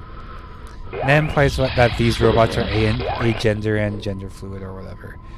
Haha, we know Craig told you to kiss us all, but we're so wired up we can't stop jumping. Please forgive us. So Craig's the guy that you talked to in the beginning. So then there's this little dance party. I don't know. I remember, I think it was either Bal or Sock who posted like a gif of the Floyds jumping, and I thought, yeah, let's just make a little dance party with these flash disco lights. And obviously, like, Black Lives Matter is really important to me. I'm not black. I'm Mexican American, but I'm definitely not white, and I can sympathize with black people and how they're treated. And this was a huge deal this past year, obviously. I also had a sign saying all cops are bastards, but I decided, I don't want to even mention cops in this. Like, that just puts me in a bad mood thinking about cops, so I'm just gonna skip that. And it's in my most recent move. I say all cops are bastards, so I felt like this is a very positive message. So yeah, let's say that. This is pansexual, so that implies this person's pansexual. Thanks for going out of your way to see me. Just because I prefer to be by myself doesn't mean I can't grow lonely. You make me smile. Okay, couple grammar things. Sorry about the I'm. And I should have said I can't. Doesn't mean I can't get lonely. Ooh, sneeze coming on. But the thing with that was, in undergrad, I had a teacher saying, don't ever use the word get. There's always a word better. I think it just made it more awkward, honestly. So this character is me. I'm not pansexual, though. I'm strictly dickly. No, not really. I'm not at all. It's funny. Strictly dickly's a phrase that a straight lady said, and I just thought it was funny. But I'm not strictly dickly at all. I'm just homosexual, inclusive of trans and non-binary, of course. So this is me because I definitely prefer to be by myself. I am on the autistic spectrum, and so this lockdown has been pretty easy for me most of the time. But there are times where I do miss people a lot. Like, I've been very active in the Quake community because they're not people I know in real life. Like, I haven't been talking to many people in real life that often because, like, it just kind of reminds me of what I'm missing. And but once in a while someone will check in with me, and that just feels really, really good. You know, like, I'm usually the one who checks in on people because, again, I'm a teacher, emphatic person who's what's the word? Who's a healer, and so I am the one always checking in on people. So when I have, like, a friend who checks in on me, like, it feels really good to have that return. And so, yeah, like, honestly, like, I really love this way of living where I'm doing everything on my own terms. I can't see people, but I don't miss it a whole lot, even though I'm a very social person. I go to, like, all the bear events that I can. I hang out with, like, boys, like, once a week, usually pre-lockout, at least. But yeah, it hasn't been too bad for me, except certain times. So yeah, this is basically me. Like, I do get lonely sometimes, but most of the time I don't. Okay, so we can also get up here through here. But we can't get up there without the double jump. Oh, so this fishing ogre says, "Hey, sorry I can't turn around. This is how I was born. I'll treat you to some fish tacos after I learn to stand up." So, yeah, obviously it's saying, like, this model is like this. You can't make him stand up unless, like, you aggro him, which I obviously don't want to do, and you can't. And I was conflicted about saying fish tacos, 'cause that means, like, murdering a fish and, like, cooking it up, but whatever. So you can't double jump up there to get the blood vial for Oliver, because we only have the lava shield at this point. But you can get this. But if you have the double jump, you can get up there, but you'll just die in the lava if you don't have the lava shield. So, so you can get to this area through either the lava shield or the double jump. But you need to get the blood vial with both. So yeah, so I'm gonna go ahead and get the double jump, which, so I already got the silver key. So this didn't light up properly. So this is an eel. Hey, good to see you again. Farhad's work is good, even though we can't agree what color that key is. Haha. That's again referring to the silver blue key. Is it blue? Is it silver? In case you're wondering, I use telekinesis to make these. I can fly, so I have no need for them, but I'm sure they'll work great. So yeah, like, you can double jump, and obviously, like, an eel doesn't have arms, but that'd be funny to say, like, there's an alternate way they made it. And do you kiss the eel? I guess so, but I think of it more as a pet kiss. So this is another way you can get it by double jumping. Strawberry. This is one of my favorite drawings I did last year, Boy Kiss Boy, because it's so silly. Here's the sun sweating. A house that says cute. So what was really funny is that people had a hard time figuring out, like, how to get to this, but, like, which was confusing because there's literally an arrow pointing there, like, that's leading you to the box trigger that's glowing. So I don't know how people miss that. Like, I literally signposted as best as I could without using words. Alright. I lose a jump with the puppy. So, Quake Spasm Spiked, people use... If you use Quake Spasm Spiked, the Minotaur will go down there. But here's the intended method. Obviously too short, so you have to jump to kiss him. I'm glad you take to us Minotaurs. Can you believe we were supposed to eat humans? LOL. Anyways, go and freeze Oliver. So Oliver's the Minotaur guard, stone guard at the beginning. And I'm also kind of noting that there's two different kinds of Minotaurs, like the more humanoid kind, like, and then this anthropomorphized normal Minotaur. And I love them both. Vial, I'm kind of proud of this. Like, I love this rainbow texture. And here's the blood vial. Now I gotta bring it back to Oliver. So, even though I said this, like, even though you're bringing this, like, it's a quest to bring Oliver something, it's non-transactional because he doesn't give you anything. He doesn't promise you any items in return. He just says, could you please do this for me? And then you do it. You know, because, like, if you love someone, you'll just do it and not expect anything in return. Yeah. Here's if you're naughty and you don't social distance. Shame, shame.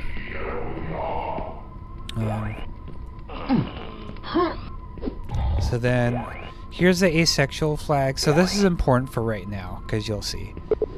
Thanks for your help. Let's go cuddle now. Okay, and then, can save. And that's the end.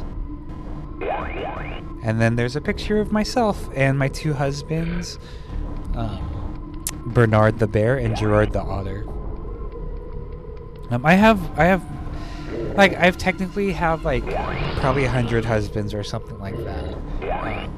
Like, obviously not legally, but pretend husbands. But they're my main squeezes because they live with me, and they're the only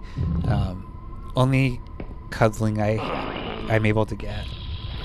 Okay, so the reason this is important that it's asexual is because some people think of cuddling as a sexual thing, where like cuddling to me is my favorite form of affection, or you're just like together close with someone, like non-sexually, no making out, just like cuddle with someone like you do with your dog or whatever.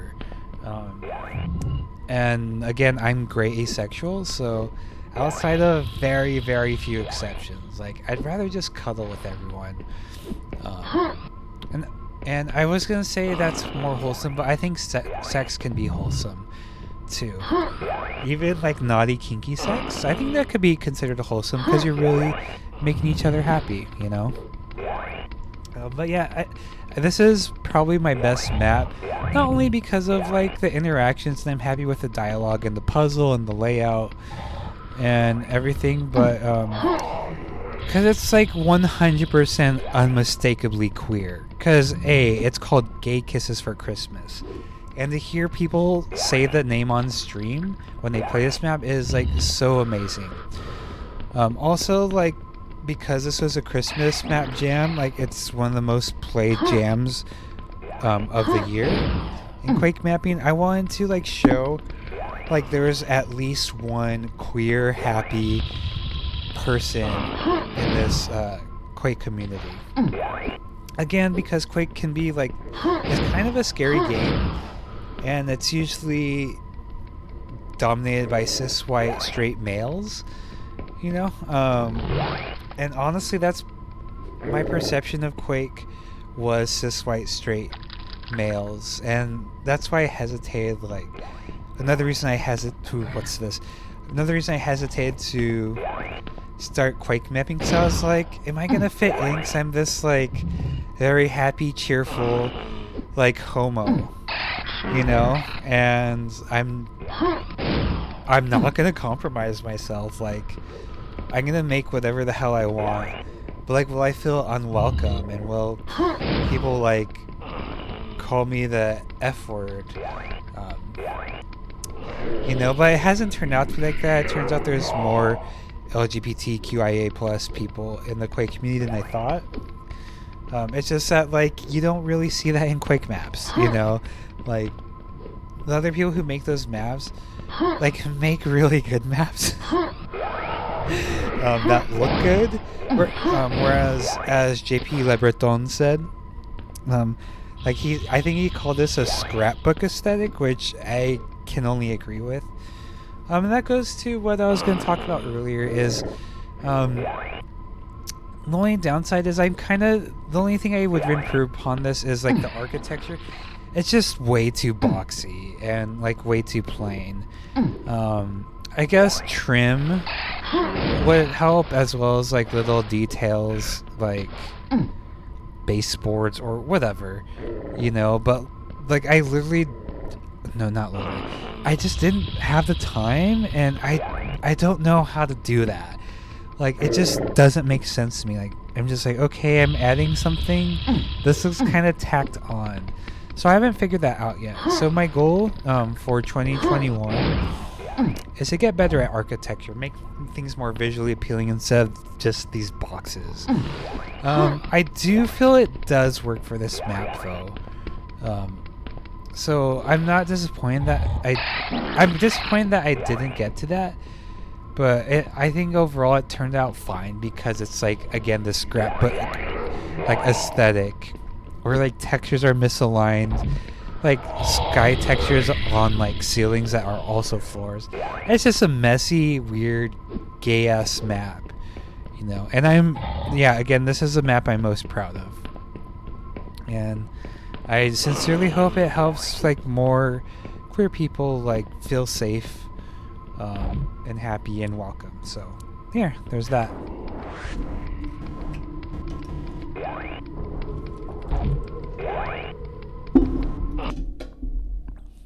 Okay, oops. And then my last map of the year. This was for AD. Is Calm Mood, Rain Sounds, Forest Mushrooms. So this is based off a CHONES game. For Secret Santa, where we exchange games with each other. And this was a CHONES game I made. I made it in the Quake engine because that's what I knew best, or that's what I was more familiar with. And this was the final form, and this is the form that's meant to be played. It was an afterthought to make the map, like the Quake map, playable. So I would definitely, if you like the map, then I would recommend playing this CHONES. It has a lot more terrible vocabulary, but it's kind of one of the reasons for it. So this was again, not meant to be a map, just basically like a set to take screenshots from. All right, so here's this book right in front of you. Hello, you are greeted by an invisible force named Gerald. He serves you some spaghetti. It's delicious, and he tell go explore, when done quit, no exit, lol. So a lot of people had trouble with the grammar because it's really bad and like childish, and that was definitely a huge, that was intentional. The reason I wanted to do that is A, to make it more childlike, and B, to really hammer home the concept of like differences in communication with different types of people, because there's a lot of different species here, like balloons, wolves, donuts, and trying to emphasize that there's going to be differences in the way people communicate, and sometimes you really have to like put in effort to bring those things together to make them make sense. So here's balloon. You see a pretty balloon, you tell the balloon they are pretty, and then if you didn't figure it out, the highlighted text is the character speaking. Thank. What brings you here? Pardon me. You explain how you just need to escape from your house a little bit. You need to socialize, and this was That's a one. IRD, erd, first, third time, whatever. It felt safe. Again, referring to lockdown. Post-lockdown, rather. No one has visited in over a year due to sick, meaning lockdown, COVID. We had a couple people cancel, but you're actually the first to come. Oh, excuse me. Yeah, my throat's dry.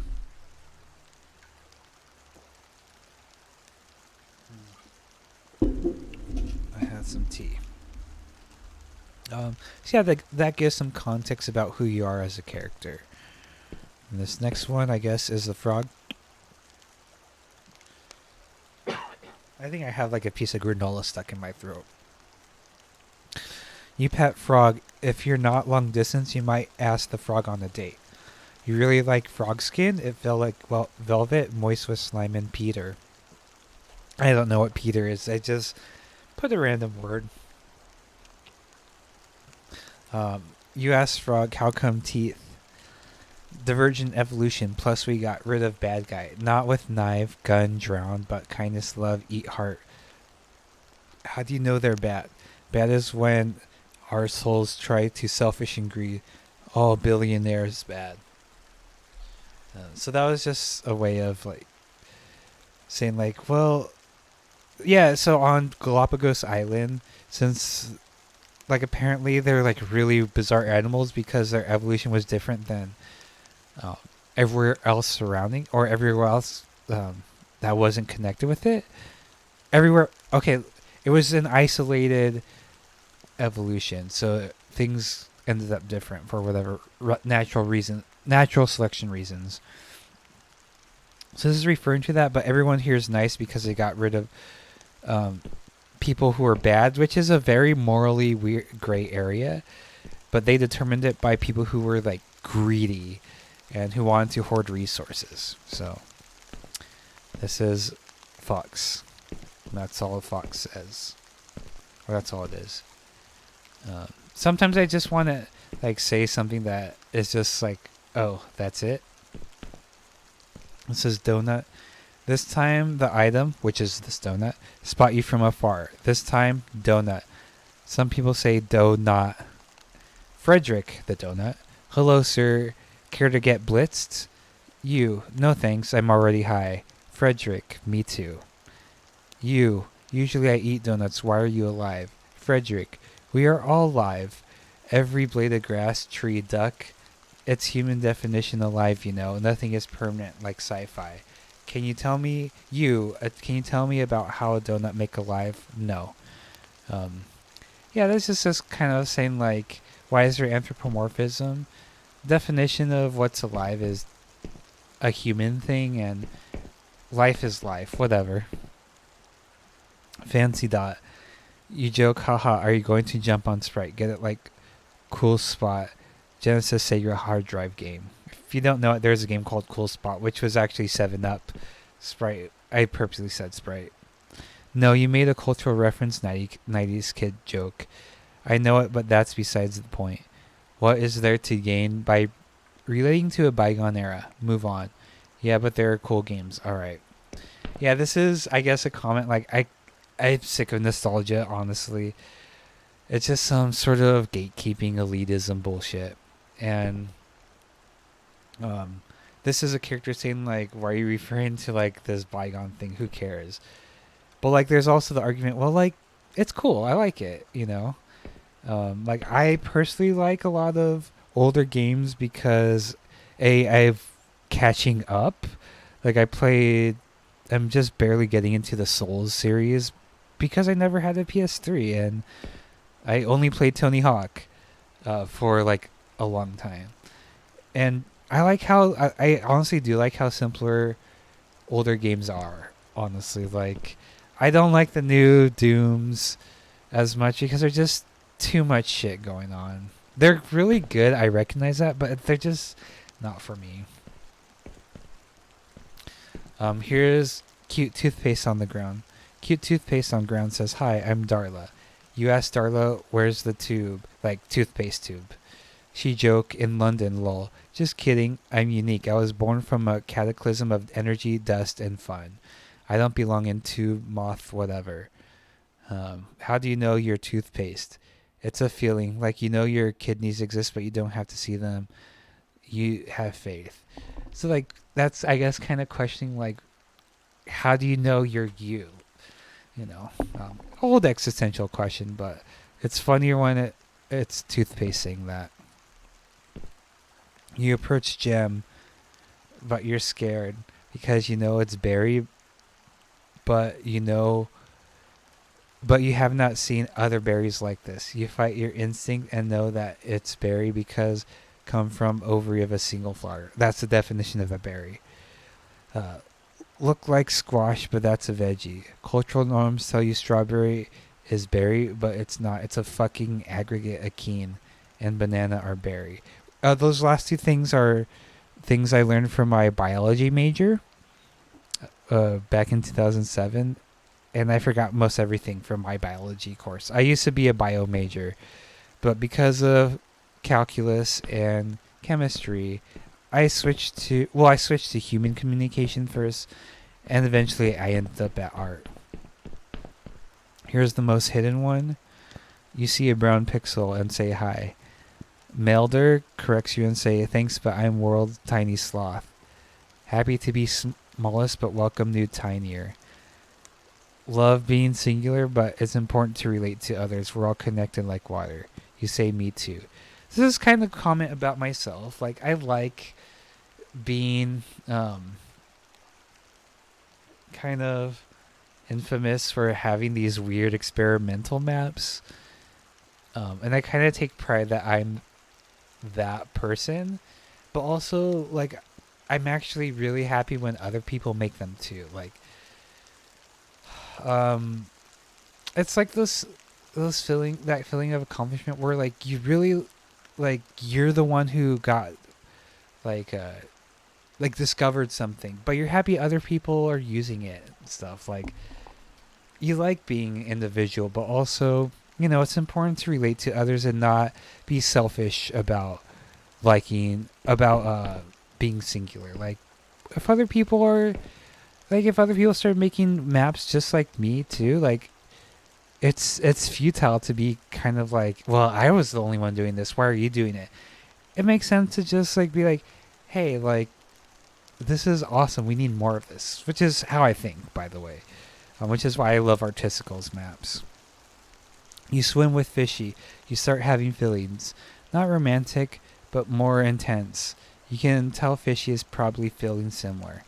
Fishy talking deep and shit about being grateful for every tiny little thing, like air, water, pancake. You begin thinking about Fishy and Frog, you start crying for 3 hours. Luckily, Fishy is comfort. So that was referring to, hopefully the players talk to Frog first. Oh, why can't I get it up? Where you feel like romantically you might want to get involved with the frog. If you weren't long distance, you might consider it. But then, like, you feel this deeper connection with someone else, which may or may not be a romantic connection. And that conflict of, like, what... I guess this is talking about me more than anyone, because, like, there's been people who, like, I feel like, man, I really like them, and should I date them? But, like, I don't know. There could be other people who would suit me better out there. I've gone on, like, probably, like, I don't know, 60, 70 dates with different people. Whether that was, like, I mean, I would say probably more like 40. We're talking about, like, wanting to get more non-platonic, possibly. Also, some of these mushrooms have wind on them because there's no bounce function. And there's no exit here, so that's it. But yeah, that was basically the conflict of, like, what if you marry someone, but you find someone else who's better for you? Yeah, there's been plenty of boys that I've been like, I could see dating them, but then I meet someone like a couple months later, and think, oh, thank goodness I didn't date them. But occasionally, like, my last two boyfriends, like, I had no choice. Like it was just like I was just so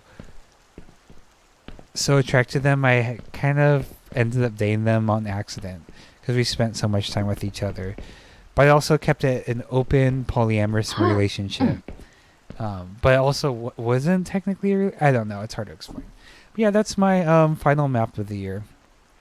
So as far as thoughts on the year, I'm happy with what I've accomplished as far as experimenting things and keeping things small.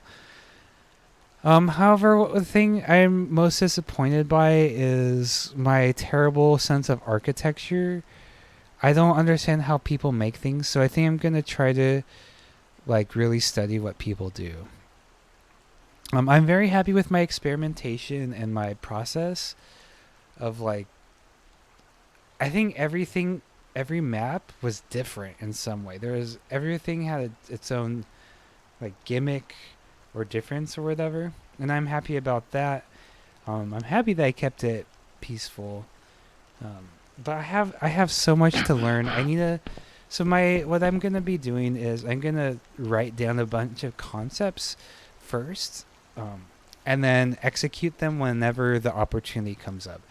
So a lot of my process is like the jam starts, and then I think of something for more than half the time. Think of the concept, and then I start thinking. Then like I'm like okay, and then I finally like start doing it like 2 or 3 days before it's due, and I run out of time, and I adjust things along the way. So my plan for 2021 Quake maps, which I have failed for the first map, is A, better architecture, and B, better planning. Um, at some point, I might do a map with combat. I'm not sure though, because that's like a whole nother dimension to consider.